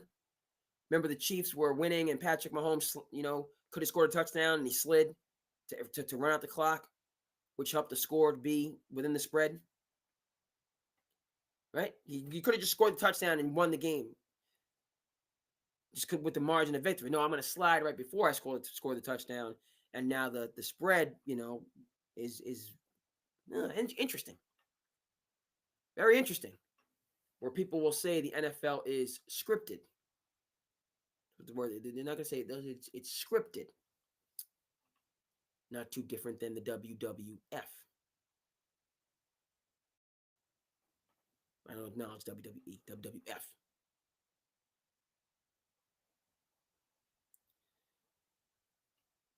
I need more Michael Beasleys to be called out, because the NBA, in my view, has this information. If the sports books know it that you're doing business with, then you know it. You know when these people win big out of nowhere based on, convenient circumstances. Not Jonte Porter played the whole game and got hot and broke and because he was hot, the coach left him in. And because it was a close game, he played more, and then he gets right over on the spread, in the last minute of the game based on how that game played out. No, he goes out for 3 seconds, hurts his hamstring, and then he's done. And this person over here secures a bag. No. You got greedy, and you got caught. And the NBA has a lot more of these people caught, but we only hear about 1 or 2. If you want to convince me that they're really stopping this, I need 3, 4, and 5. Okay, and I need it coming from the NBA, not Pablo Torre and his team. But I'm not convinced the NBA wants to do that, rather than taking, right? It seems that it's in their interest to take that hit of, let's say, $100,000 and quietly correct that, right? Meaning the sports book would do the correcting and freeze their account and ask all these questions, which folks can't answer, which goes back to casino. Do you want the money or do you want the hammer? Money, hammer. Okay, keep the money. I don't, you know what I mean? I don't want the money. I'll just leave. Thank you. No hammer for me.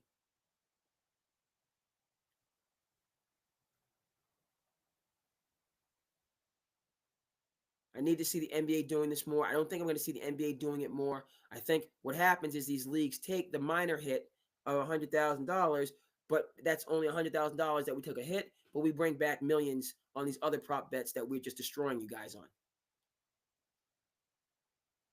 All right? So I think this is the where it's going. I don't think we're going to see more Malik Beasley. I think we're going to see less Malik Beasleys. And it's going to have to take the investigative reporters that are still out there. Remember, it was the Ringer that exposed that Brian Colangelo, who was a good general manager, had the burner accounts. He was no longer the general manager of the Philadelphia 76ers while being a good general manager. In the scope of time, I think people will look at that and say, okay, so he's not the general manager, so you kept Joel Embiid, but what have we gotten for Joel Embiid? Still injured. Okay? It's the intrepid reporters. I mentioned Pablo Torre. I mentioned him again and again that broke this story. Those are going to be the one, or just it could just be the opiner. Some of these things are just people, which is another good, I think this is positive, in the new media space that put it out there. People, oh, that's interesting. Goes viral. Then the publications will pick it up. Now they have to respond. So that's another way. That's the more probable way. Coming from the independent, quote unquote, Draymond Green says new media, because people want, are trying to do a good job, and they're looking for those quality takes. That's how I see this working out. It's going to come from the new media to platform these things, to get the word out. I think the leagues are going to be in response mode. Some would say cover up mode. I'll say response mode.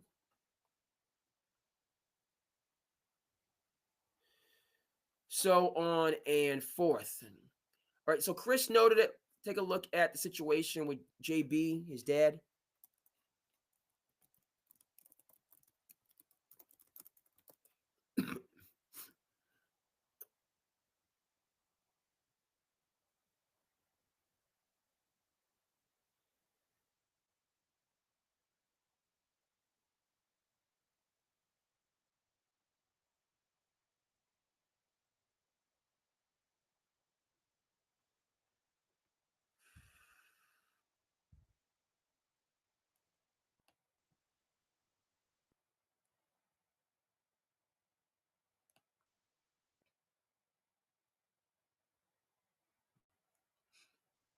All right. Let's get the information on the screen. Hope everybody out there, television land's doing good.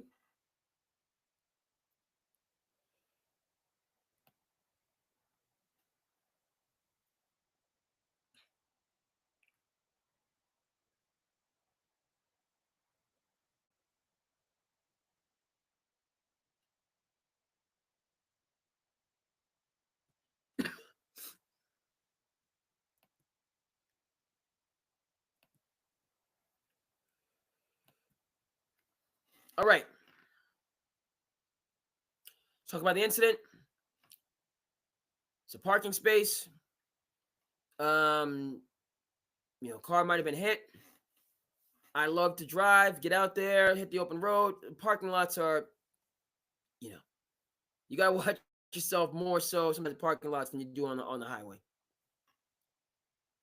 I love Trader Joe's. It's my jam. So much great food, on and on and on. Doggone it.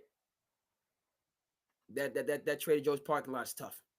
So many friends of mine, see on social media, car got banged up, this person, people now, I'm like, but forget this. I park as far away as possible. I'm like, I ain't fighting for no spot. Whereas there's plenty of space. That's where I'll park and just walk my way up because they got so much great stuff. People are going there. They're after the day, they're tired, all the rest. No, I'll just park out in the distance and just walk.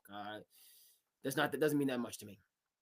So this is where it started. Jaylen Brown's dad, obviously not a small person. He has a background in boxing.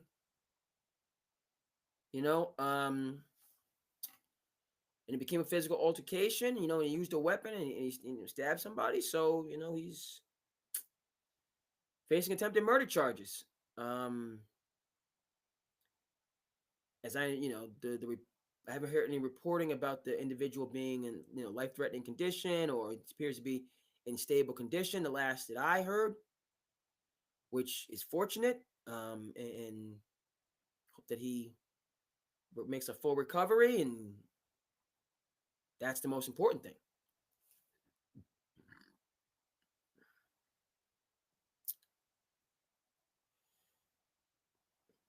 The victim in this case is the most important component. Them making the full recovery. That's okay. So I've said that. Okay. Not the first famous father in the last year that's gotten into a dust up. This becoming notably violent. And now, having to face the consequences. Right? Patrick Mahomes' dad, out there in Super Bowl, mixing it up, fighting, having to be separated, so on and forth. To be clear, they're not their children. They're themselves. So that's my, Jalen's my son, or Patrick my son. I'm me. I have to live my life. I get all that. At the same time, I can speak confidently that Patrick Mahomes is close with his father, who's at a number of the games, and they have, an established relationship. As I said, Jaylen Brown is somebody who I'm a fan of, as well as a supporter. He's somebody that talks the talk and walks the walk. He's done a number of things in this community that are out of this world. He has a bold vision about Black Wall Street and bringing that to Boston. All right. Okay. Creating the ladder in the community for people to actually raise themselves up, to remove themselves from systemic and continual underperformance, we'll say. So he's talking it and he's walking it. And if anybody wants to go back and forth with me in a respectful way about that, this idea of Black Wall Street, this idea of investing in marginalized communities to see sustained positive change, that's where we are as a country. That's where we've been as a country.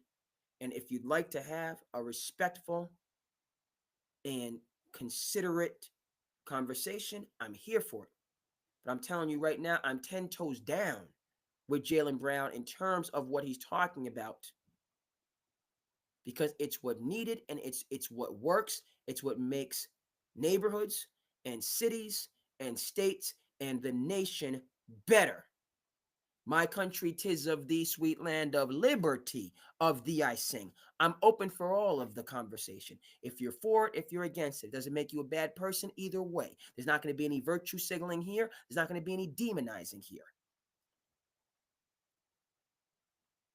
We're going to have a conversation, and it's going to be, but what Jaylen Brown is talking as a max contract player, as a member of the executive board of the NBA Players Association, as somebody that stood up to Nike, as somebody that has said things when we had, about historic inequities.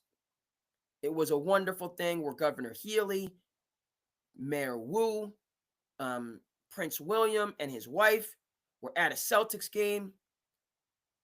It was awesome.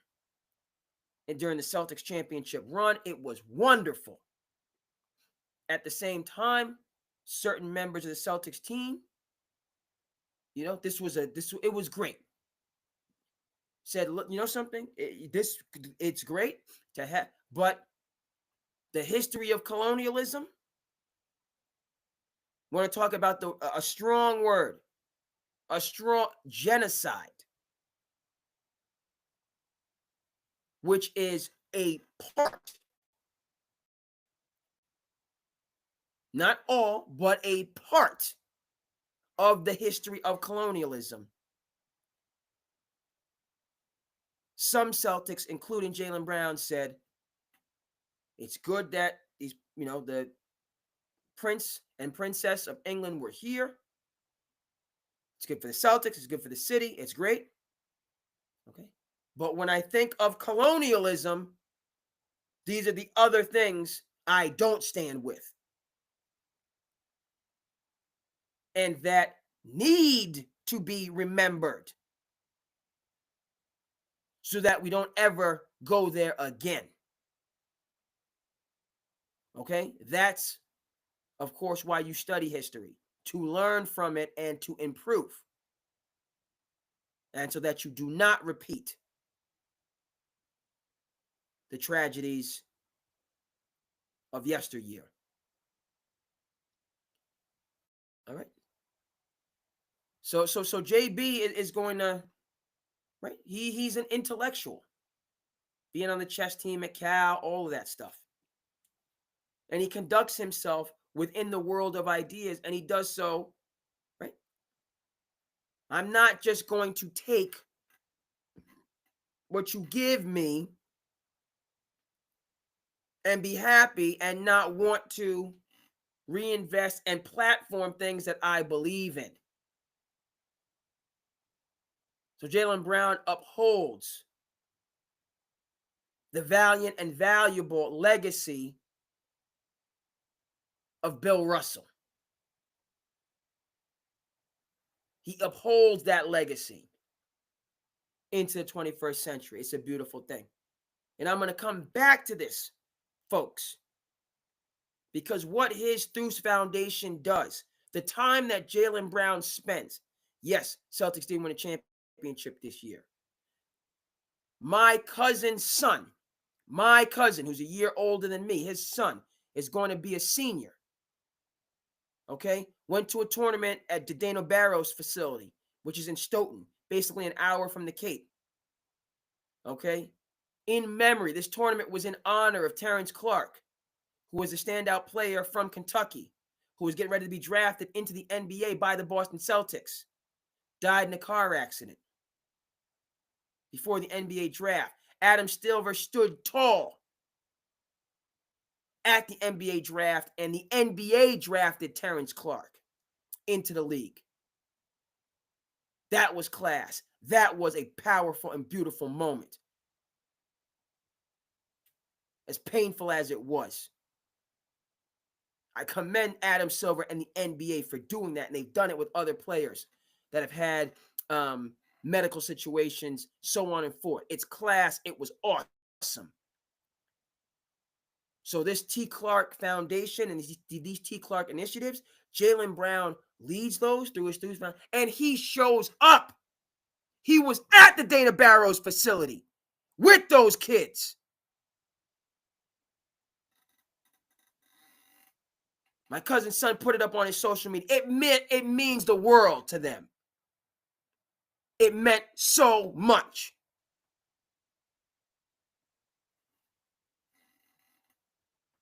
To my cousin's son and these kids. So that now when Jaylen Brown is talking about these things, education, intellectual empowerment, economic empowerment, spiritual empowerment,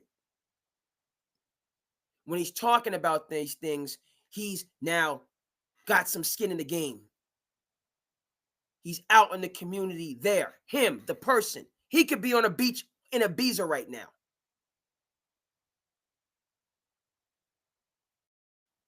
He's 10 toes down in our community here in the Commonwealth, in Boston, the greater Boston area, doing the work.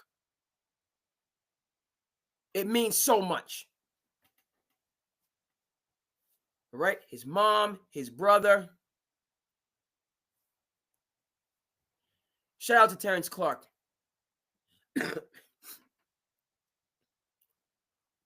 Got a chance to referee. He's one of these guys that I did see coming up through the ranks refereeing, right? Who started off, he really took off after his sophomore year, right? His freshman year, he was at one of the ISL schools, independent schools, league schools. Then he kind of just took off and took his talents to Brewster Academy. Okay, he was close with Donovan Mitchell, Brewster Academy guy. You know, and so he was a local kid, right? Not different, not you know, his trajectory and AJ DeBance's trajectory are similar. Okay, AJ different in that AJ took his talents west, whereas T. Clark stayed you know, in New England, going to Brewster Academy. Yeah. So let's talk about Jaylen's dad, right? So I told you about Jaylen, who he is, what he means, what he's doing, what it means for us here in the Commonwealth, what it means writ large in the NBA. His family is very much involved. His mom is a PhD. She has a doctorate. So mom is very much involved. His brother's involved as well. I don't see the father as much connected with all of these civic initiatives. Not to say that, you know, they're not. He's not someone that I have seen in the media postings around the Theus Foundation as much. So, but again,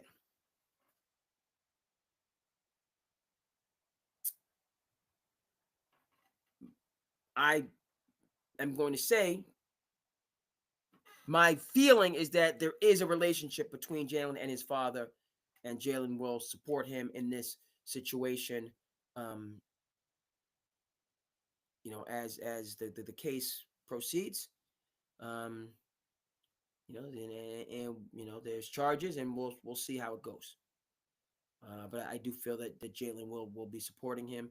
I feel like Jalen will also, be supporting, or reaching out to the victim, to however he can. I know there's, it's a proceeding. There's all these things that are going to happen, right? There's a criminal element. There's going to be a civil element. And it's unfortunate in a number of levels. First things first, the victim to be able to get back healthy. And then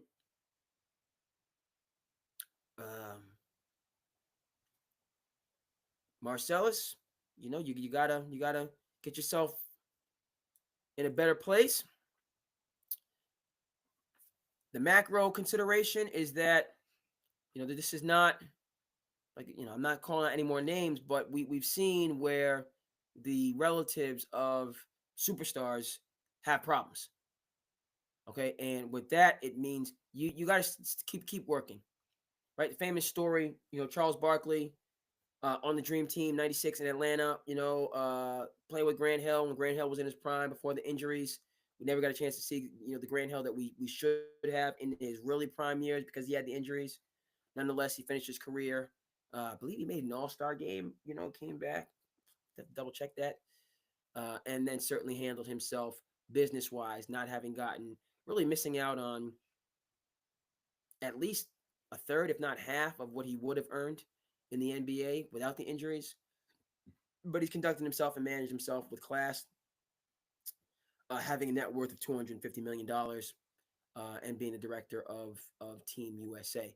But the story that Charles tells, the '96 summer, they're all there, and Grant Hill's parents come into the locker room. His dad played for the Cowboys. His mom went to school with Hillary Clinton, right? Educated families, not very different than Jaylen Brown. Mom's a PhD. Dad's a professional boxer. All right.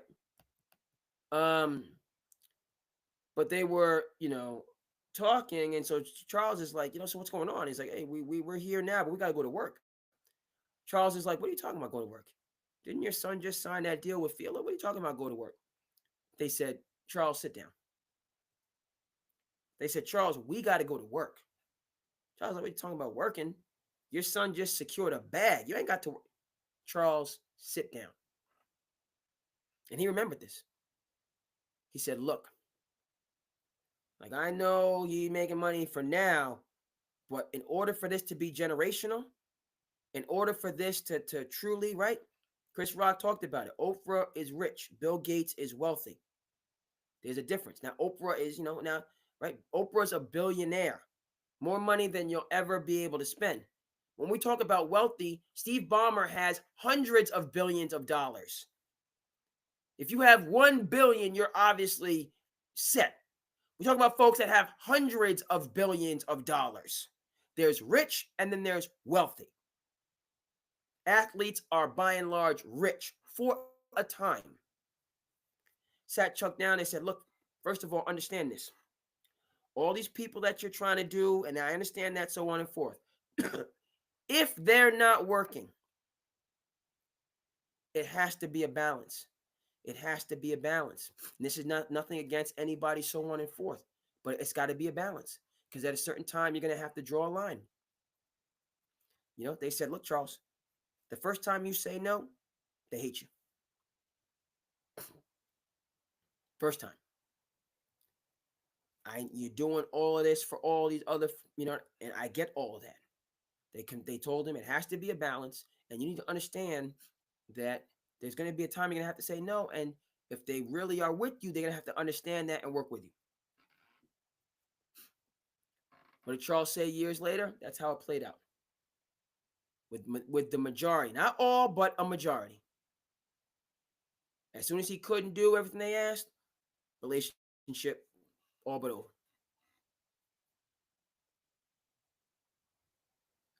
So in terms of Marcellus Brown and the relatives of superstar athletes, right? You're still a working class person if you're going to be helping that superstar athlete. Whatever you do, you obviously now have a salary. They can afford you a salary, but you need to be contributing to the brand, not taking from the brand. Right? The privilege of it, honestly, is you go from just being a working class hero, many people paycheck to paycheck. Corporation is only going to pay you a certain amount, or you're out on your own in a small business where you're your own boss, but your hours are insane. So you don't have somebody hanging over your head always threatening you and undermining you, so on and forth. But my cousin Tim says, my cousin Josh, that's Josh Jr., who got a chance to meet JB. My cousin Tim, one thing he says is, and if you want something done right in this world, you got to do it yourself. Stop.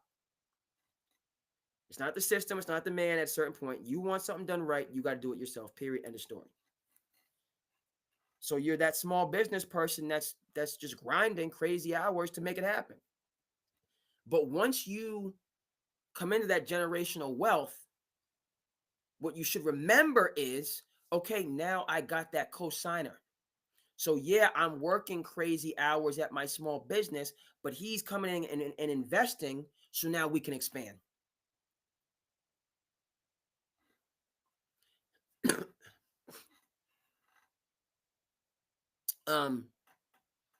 Now we can expand. I'm gonna get to your question in a quick second because I'm not familiar with that story, but I do need to get to that. I need to get to that. So thank you, Chris. Get to that in a second. Chris brought something up that's real. We're gonna touch on in a second, right? That's the benefit. Whereas that's why Grant Hill is Grant Hill, and he has 250 millions, $250 million, and he didn't even get all his money from the NBA because while he was getting money, he kept grinding and was appreciative that I have now a little bit of a buffer zone. I don't have much, but I got a little bit of a buffer zone. So I can now take that week vacation and it not kill my bottom line. And I do now have these, I'm not working alone, I'm working in concert. So the burden is being shared now. It's not just all on my shoulders. And because I appreciate that, not take it for granted, I appreciate that. Now I got 3 people versus 1, I'm still working at that 100% clip. But now it's going threefold so we can grow and expand. And I appreciate that. I don't expect it. I don't get, and I don't rest on my laurels, I don't go ahead and take, I there's appreciation there when the rising tide comes and you still work that hard and then it just continues to grow and grow and grow and you stay ahead of the curve. Versus you just, hey, now we living, baby. I ain't got to go to work, baby. We good, baby. We good, baby. You know what I mean? I'm telling you. That's the slippery slope because you don't, especially I'm the same way, don't let me kick my feet up and not have responsibility. It's over. It's over. And especially that's how, you go broke quick. You go broke because again, you're thinking you're wealthy. You're thinking you got that can't go broke money, that Zuckerberg, Bill Gates money. When you don't, you're just rich. Gilbert Arenas talks well about this, and you're not really even up the ladder and being rich. You're that new money, which some people would call stupid money, and you're just going to give it all back. Okay, so I'm hopeful that Marcellus Brown. First of all, he's wrong. You're going to have to be accountable for your wrong. And hopefully you get on a better path across the board, and you take advantage of the tremendous opportunities that you have. I never heard this story about Kawhi's sister. Only reports that I remember about Kawhi's family is his sister was kind of intimating that he was going to go to the Clippers when he was out in Toronto. Just kind of some subliminals when he was with the Raptors. Obviously, when Kawhi, you know that he lost his father when he was in high school, and that was a transformative experience for him. But I did not know that his sister had been in trouble and involved in these other instances, which is unfortunate. Yeah, it's what I want to say just in conclusion on this. Go ahead and check out The Nature Boy about Ric Flair. It's frankly dangerous for the relatives of celebrities and athletes.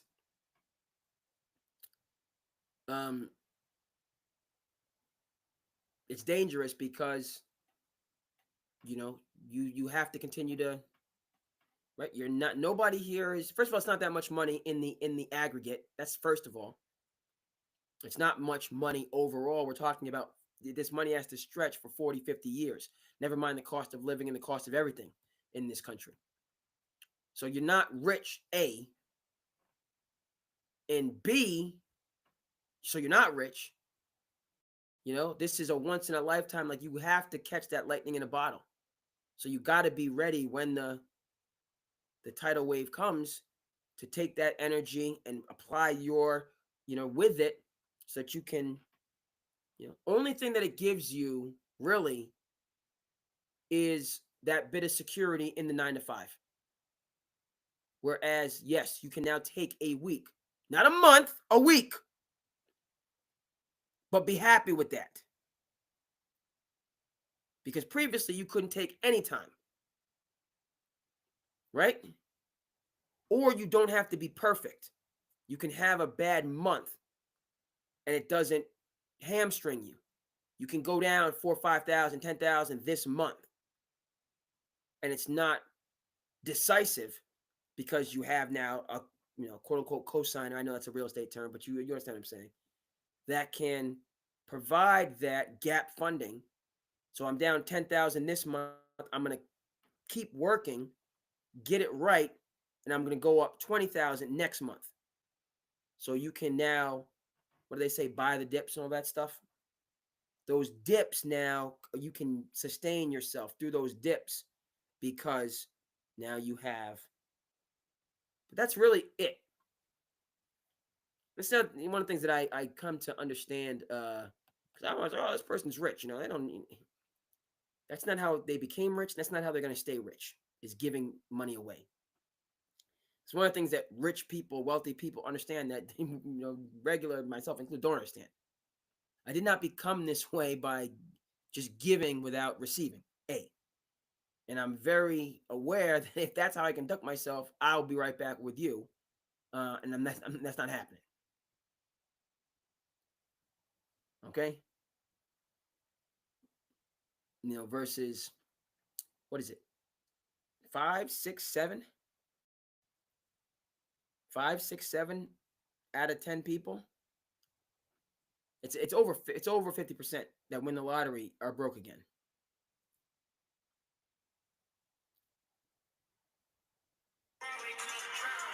Because there's no financial literacy. Right? Right. So go ahead and educate yourself. Go ahead and watch Billy Corbin's Broke, 30 for 30.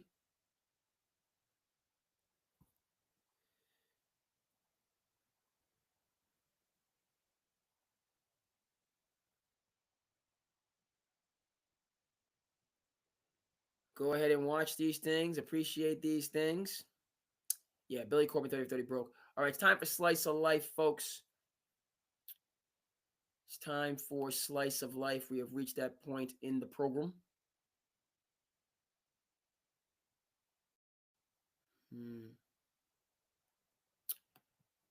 Okay. We discussed that point.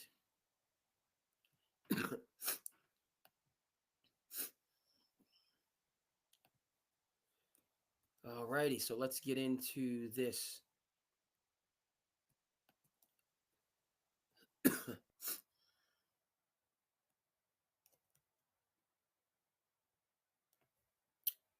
First of all, we're talking about Malik, so this is right on brand for us. Let's get Gilbert Arenas' take on the Malik Beasley situation. Hey, you cleared your name. They need to say sorry. I'm sorry. Huh? You wasn't out there throwing games. You was just out there lunching. You was just doing what we do during an 82-game season. Now you gotta make them pay. Give them double. Get a man double for all the pain and suffering for just throwing his name up and shit like this. Yeah. Hey, come on here to LA. We need you. Okay? We need you. And listen, you don't even have to pay the barber here. Listen, I got a barber ready on deck. He don't even cut for cash. He cuts for the. So that's all you need, a little cheaper. You know what I'm talking about. Welcome back. You freed your name. Hey, you inspire. Now shoot.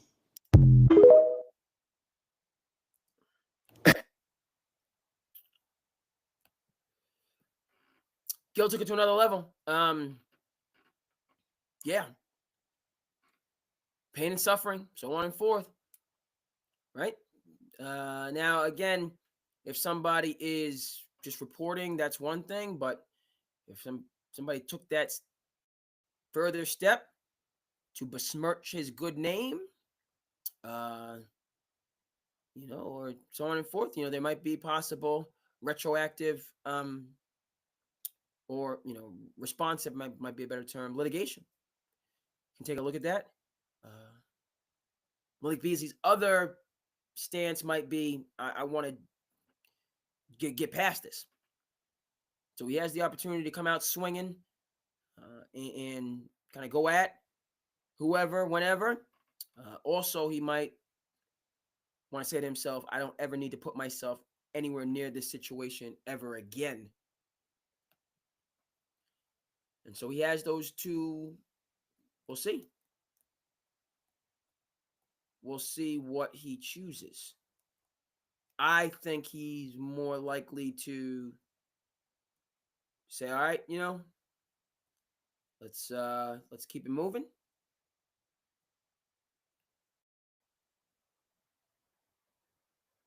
But we shall see. We shall see. Let's go here. Because I wanted to get to, I have a good amount to say. Got some great throwback clips. Got some throwback stuff. Yep.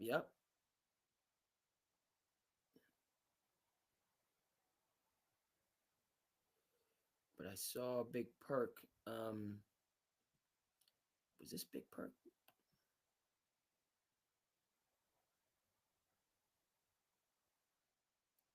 That was not Big Perk. Hope my Facebook stays good.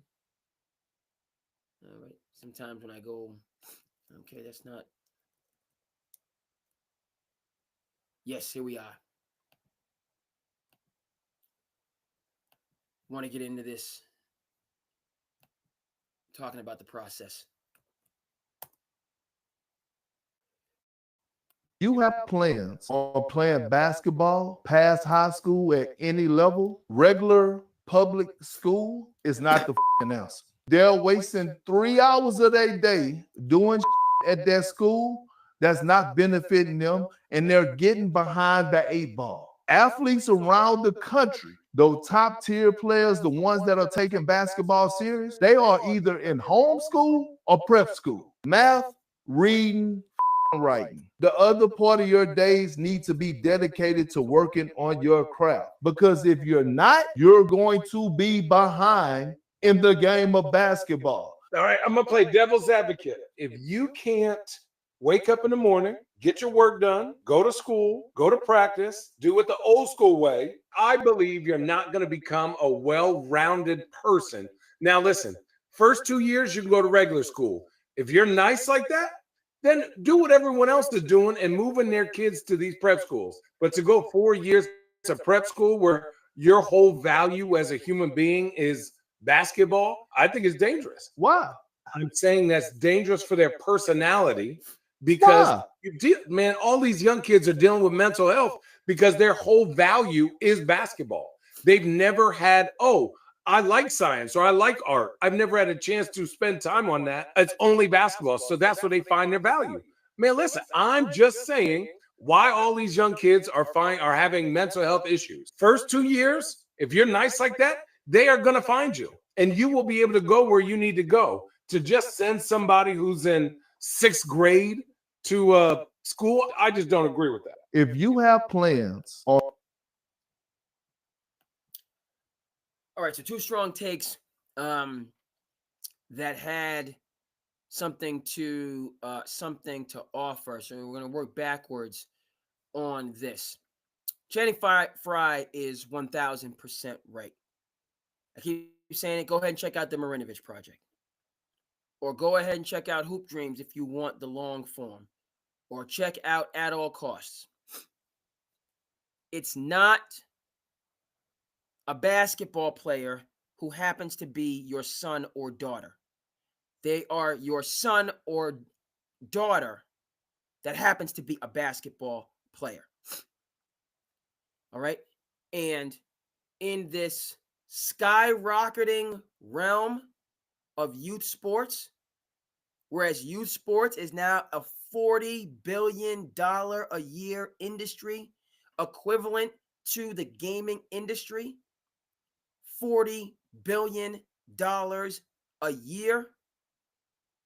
And that increase in revenue in large part is due to the younger grades that are now included in quote unquote youth sports. Not that I have a problem with it. Yes, I do benefit from it as a referee because they need me for all these different games that's going on. And I enjoy doing it. I get the exercise. I make a couple extra bucks. Wonderful. But what Channing Frye is saying in terms of the FOMO that takes hold, the fear of missing out.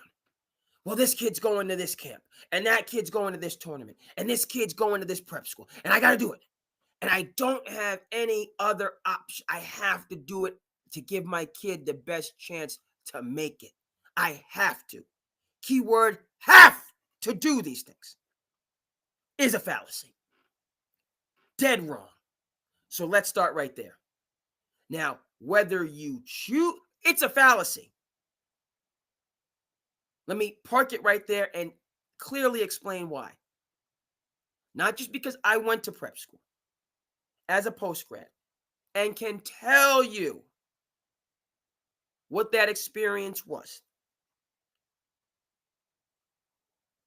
Shout out to Emmett Douglas, who's going on doing his primetime sports right now. Check out Emmett doing his thing.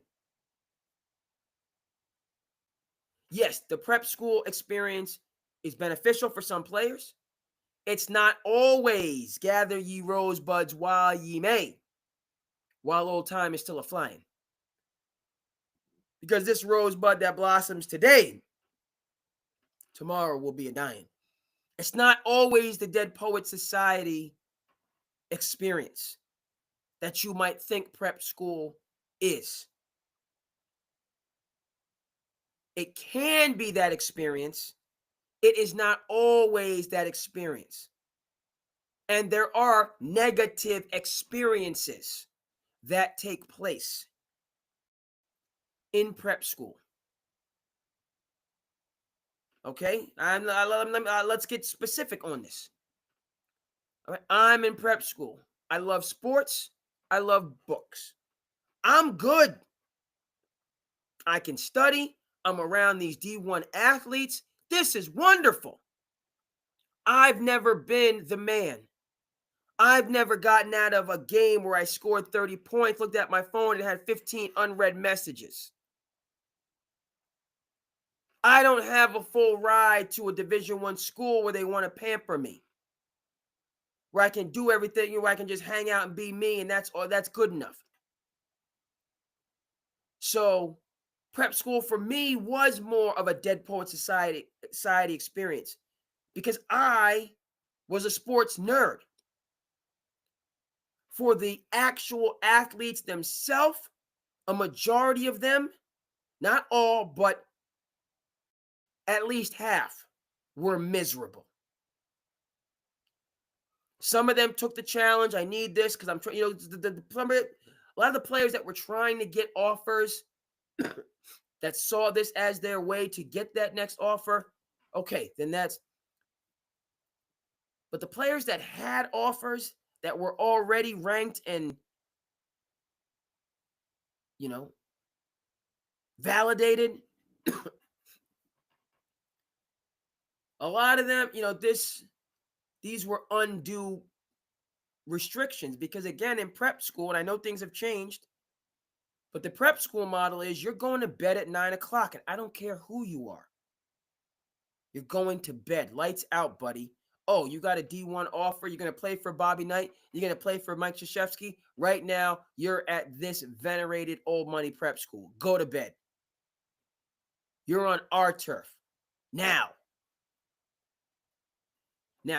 those experiences can shape somebody, give them this.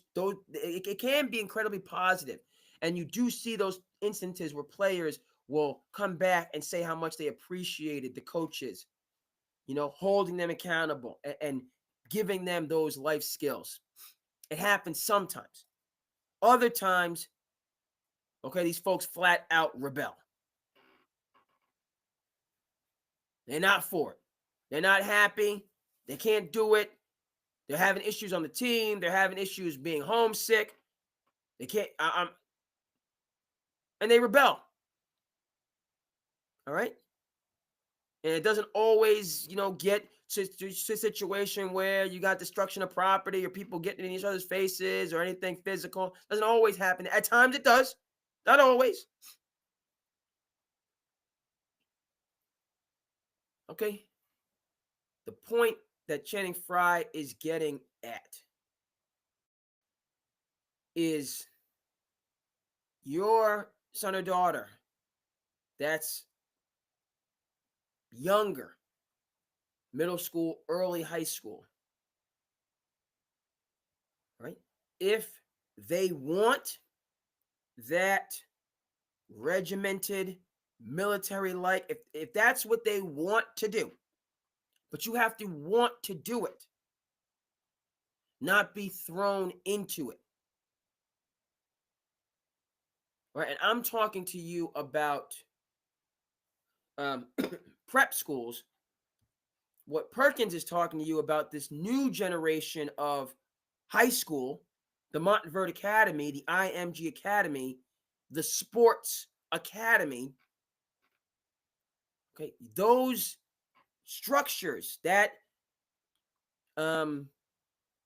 old school instruction might not even be there.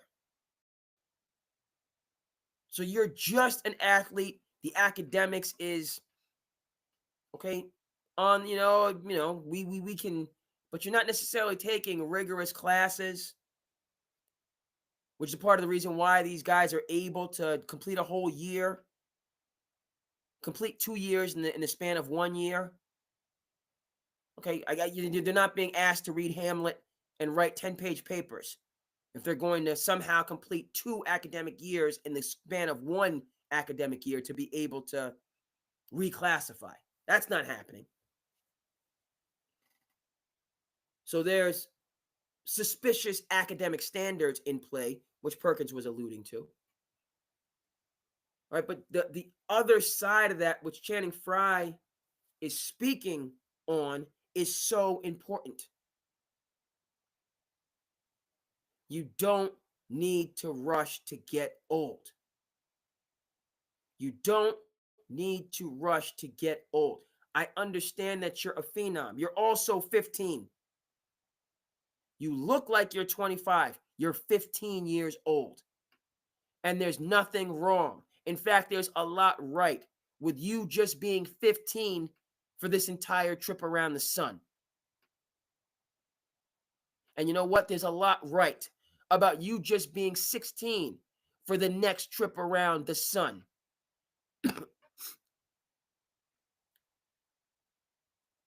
This is the approach of Cameron Boozer, who you're going to get to see this year at Duke. This is the approach of Arch Manning, who you're going to get a chance to see this year at Texas. It's the correct approach. You know who also this approach was? Michael Jeffrey Jordan. That was his approach. That's how he became Michael Jordan. But when he was Michael Jeffrey Jordan, he's a freshman at North Carolina, learning from Dean Smith, being mentored by James Worthy.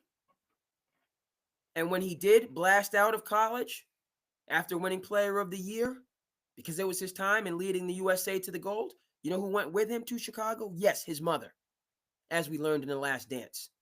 You don't have to rush to get old. That's the issue with hyper specialization. And we see the ramifications again and again and again. Whereas there's an imbalance. There are and this is the same thing with college and the NIL, by the way, whole nother ball of wax. But they are the 18, 19-year-old phenom with millions of dollars in their pocket, but they're still functioning at a 14, 15, 16-year-old level, which you can't blame them for since their education stopped at that particular point in time.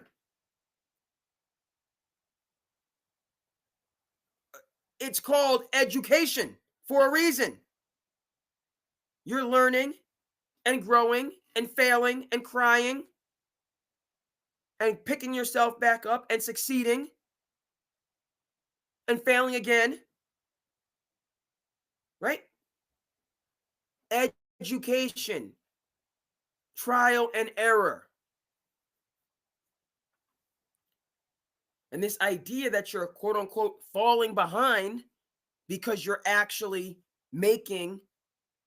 taking those steps and making that progress. It's the way that we do things. I get caught up in it. I have and do get caught up in it just as much as everybody else.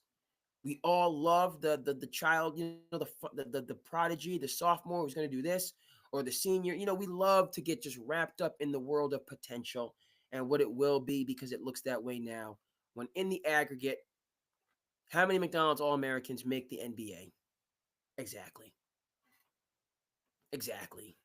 We don't want to see that. We don't want to talk about that. We just want to live in the land of potential and what we know that it's going to be. Even in the staring right at Kendrick Perkins, McDonald's All-American. Yes, he made it, out of high school, had an NBA career,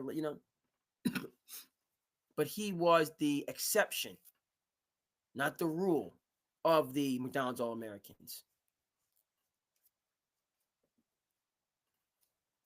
Okay? So it has to be both. Obviously, Montvert has quite a reputation, going back to Joel Embiid, Cade Cunningham, Scotty Barnes,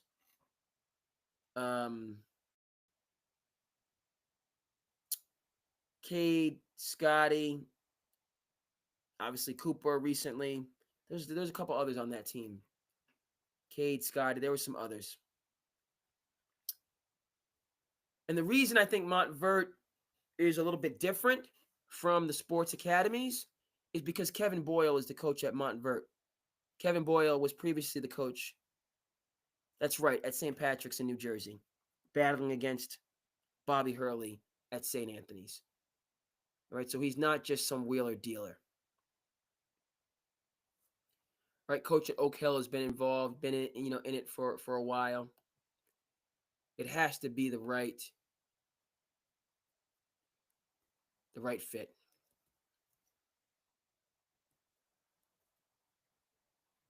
All right.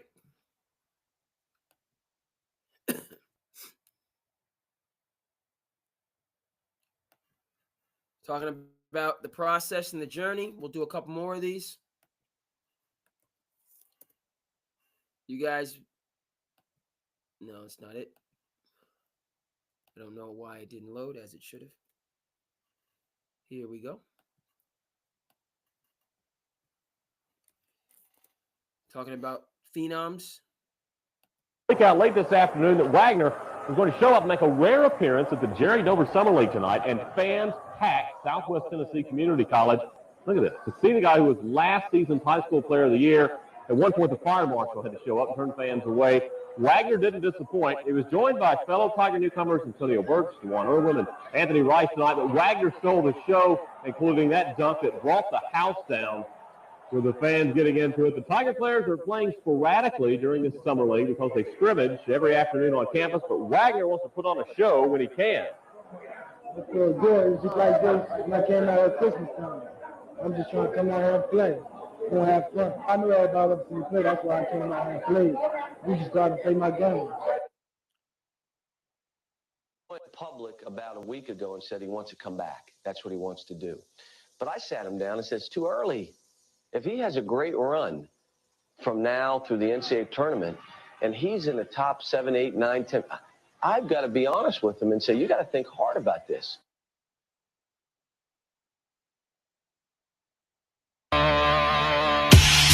Throw the hands up. Throw the hands up. Throw the hands up. Throw the hands up. Throw the hands up. Throw the hands up. Throw the hands up. Throw the hands up.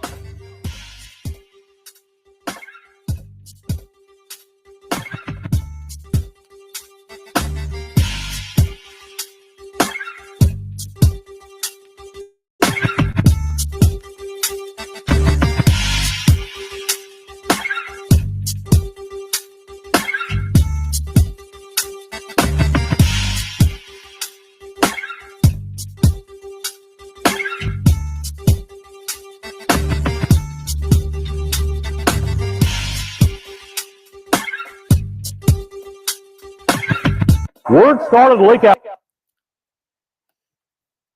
Coach Cal, after leaving UMass, bringing his program and talent and success to Memphis. This is early in the one and done era. DeJuan going to Cleveland, being there before LeBron James, and then playing a couple years with LeBron James. Interesting how Cal kind of framed it. That's, it's not that he doesn't, I'm sure, coming back to Kentucky, coming back to Memphis, but Coach Cal, his way of doing it and the one and done, his players have the tools that they need after 1 year, by and large. So it is a little bit of kind of pushing them out there, but the proof is in the pudding in terms of, from DeJuan Wagner, who didn't have as long as NBA career as he could have. His son now plays for Coach Cal at Arkansas, and is a good player, played well when they knocked off St. John's, which kind of hurt us here in the Northeast. Right? But, the way that they do it, the relationships that he maintains, his guys going to the NBA ready to play and to succeed at a high level. A story that I have to tell, speaking of prep school, one of the players at prep school knew DeJuan Wagner. I was at prep school in 2001, so that was his senior year. But I'm a year older than him, but I was in prep school in 2001 when he was a senior and all the rage. And one of the guys in the team knew him and would talk about him, my boy, all the rest of that stuff. It was kind of a big deal because he was all the rage.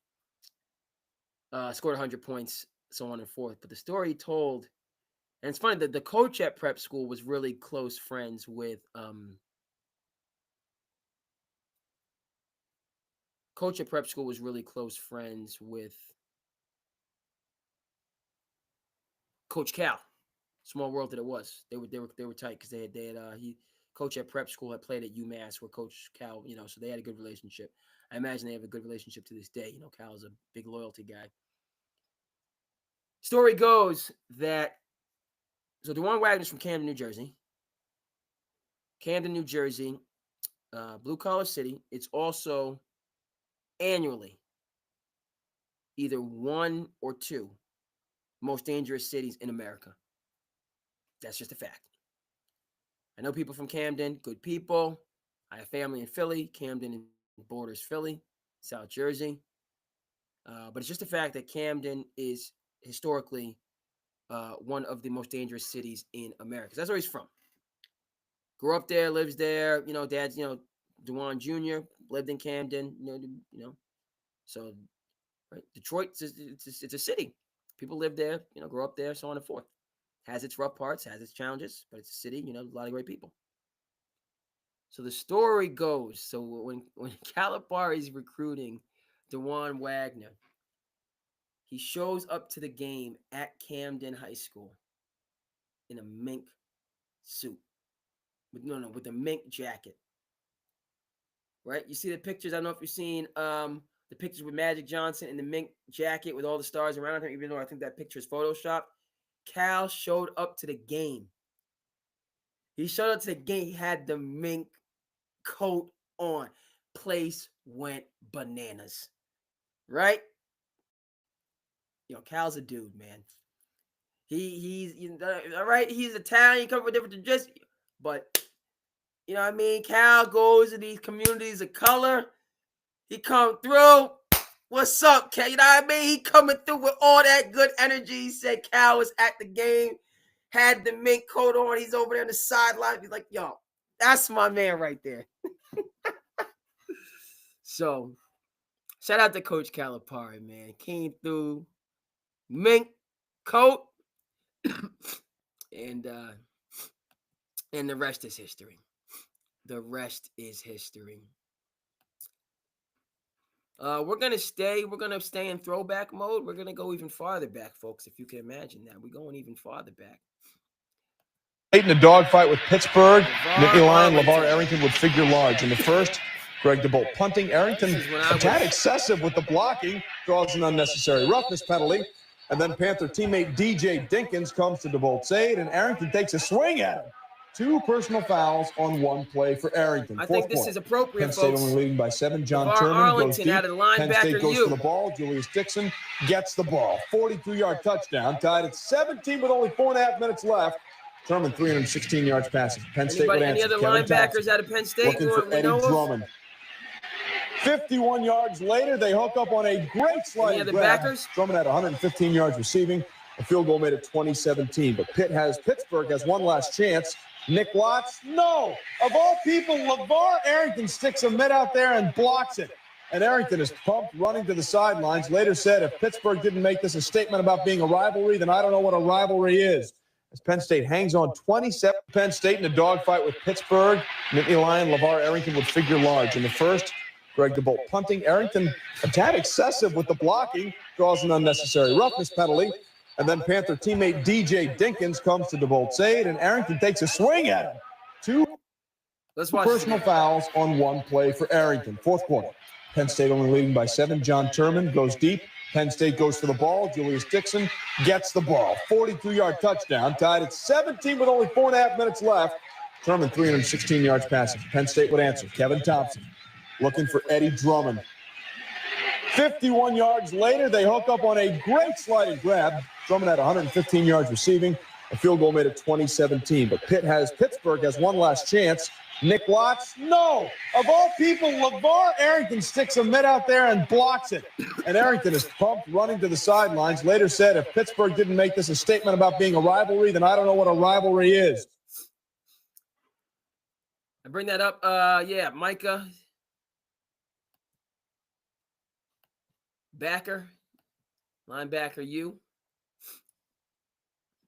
And also, I go to it again and again, just kind of let's run this back. As Penn State hangs on 27. Penn State in a dogfight with Pittsburgh. Oh, they're not showing it. They're not showing the Sports Illustrated because on the. Let me see if I reset this. Will they show?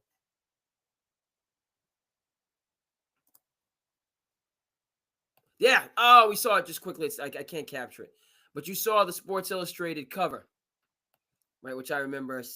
I remember that. It was a nice school. The guy was larger than life. Number 2 overall pick to the Washington then Redskins. Now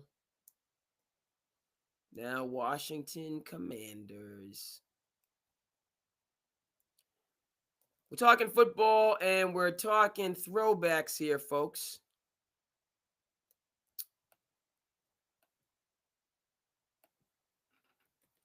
Talking football, talking throwbacks. Stay in that capacity. 95. We're going further back.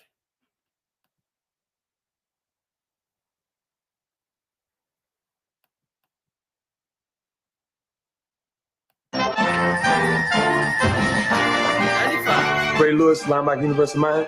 Mr. Hope, you don't know how much it means to be seen on TV screen as a member of your dream team.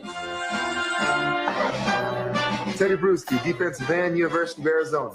Mr. Hope, as a young citizen, I'd like to urge you to run for Congress. Washington is full of amateur comedians. It's about time we had a pro. Merry Christmas.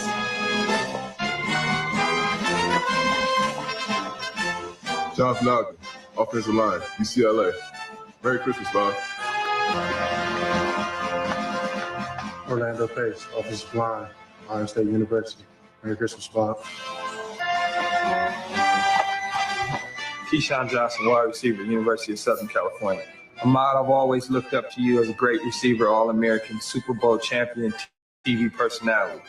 Oh, wait, maybe I was just thinking about Lynn Swan. Cohen Frazier, quarterback, University of Nebraska. Mr. Hope, you're just like all the pro quarterbacks I admire. Good look, agility, intelligence, and a portfolio with a lot of real estate. Merry Christmas. Eddie George, running back, Ohio State University. Hey, thank you very much. Ray Lewis, linebacker, University of Miami. Stacked. Man. Remember, I believe that was the year Michigan ruined Ohio State's season, winning the rivalry game. Ohio State was number 1, and Michigan wasn't anywhere near ranked as well. They just ruined the season. Oh, boy. Okay, let's see if we got one more clip. Take a stroll, slice of life here.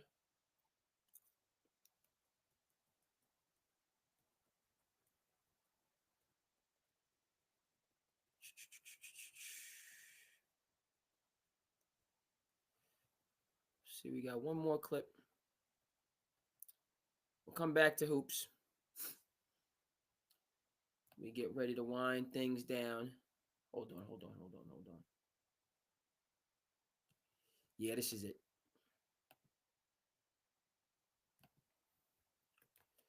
We're staying in throwback mode, folks. Staying in throwback mode. This is going to do it. Dating myself, but this is the guy. I stepped into the ACC as a youngster. I felt like I could play against anybody because, you know, I've been out here playing against grown men since I was a youngin', and again, still to this day, I feel like, you know, I'm on the court. Can't nobody mess with me. You know, Bill Robb right here, man. You know, this is my neighborhood. This is where I grew up. Helped mold me and make me who I am today. You know, I love this place.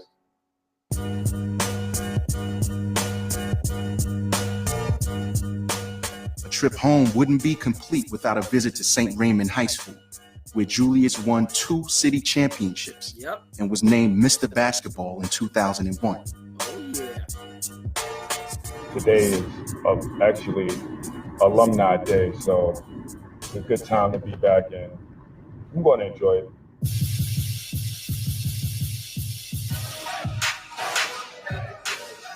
It's memories.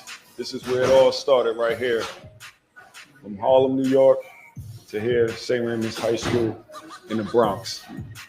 It's a game going on. Let's check it out. I can remember getting out of class, 2 o'clock, rushing to the gym so I could get a workout in before our practice or our game, and just the crowd during the game is just magnificent. Gym looks the same, smells the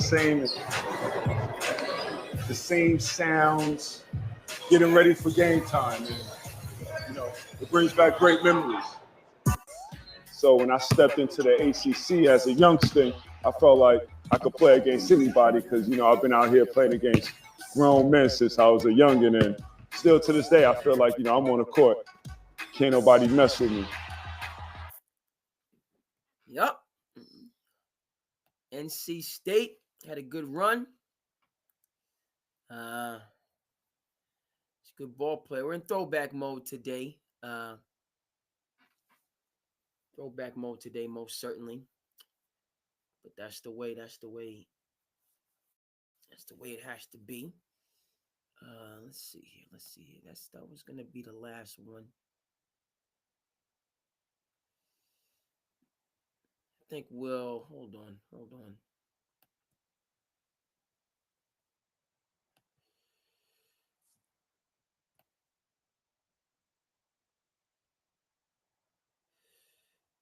We're gonna end with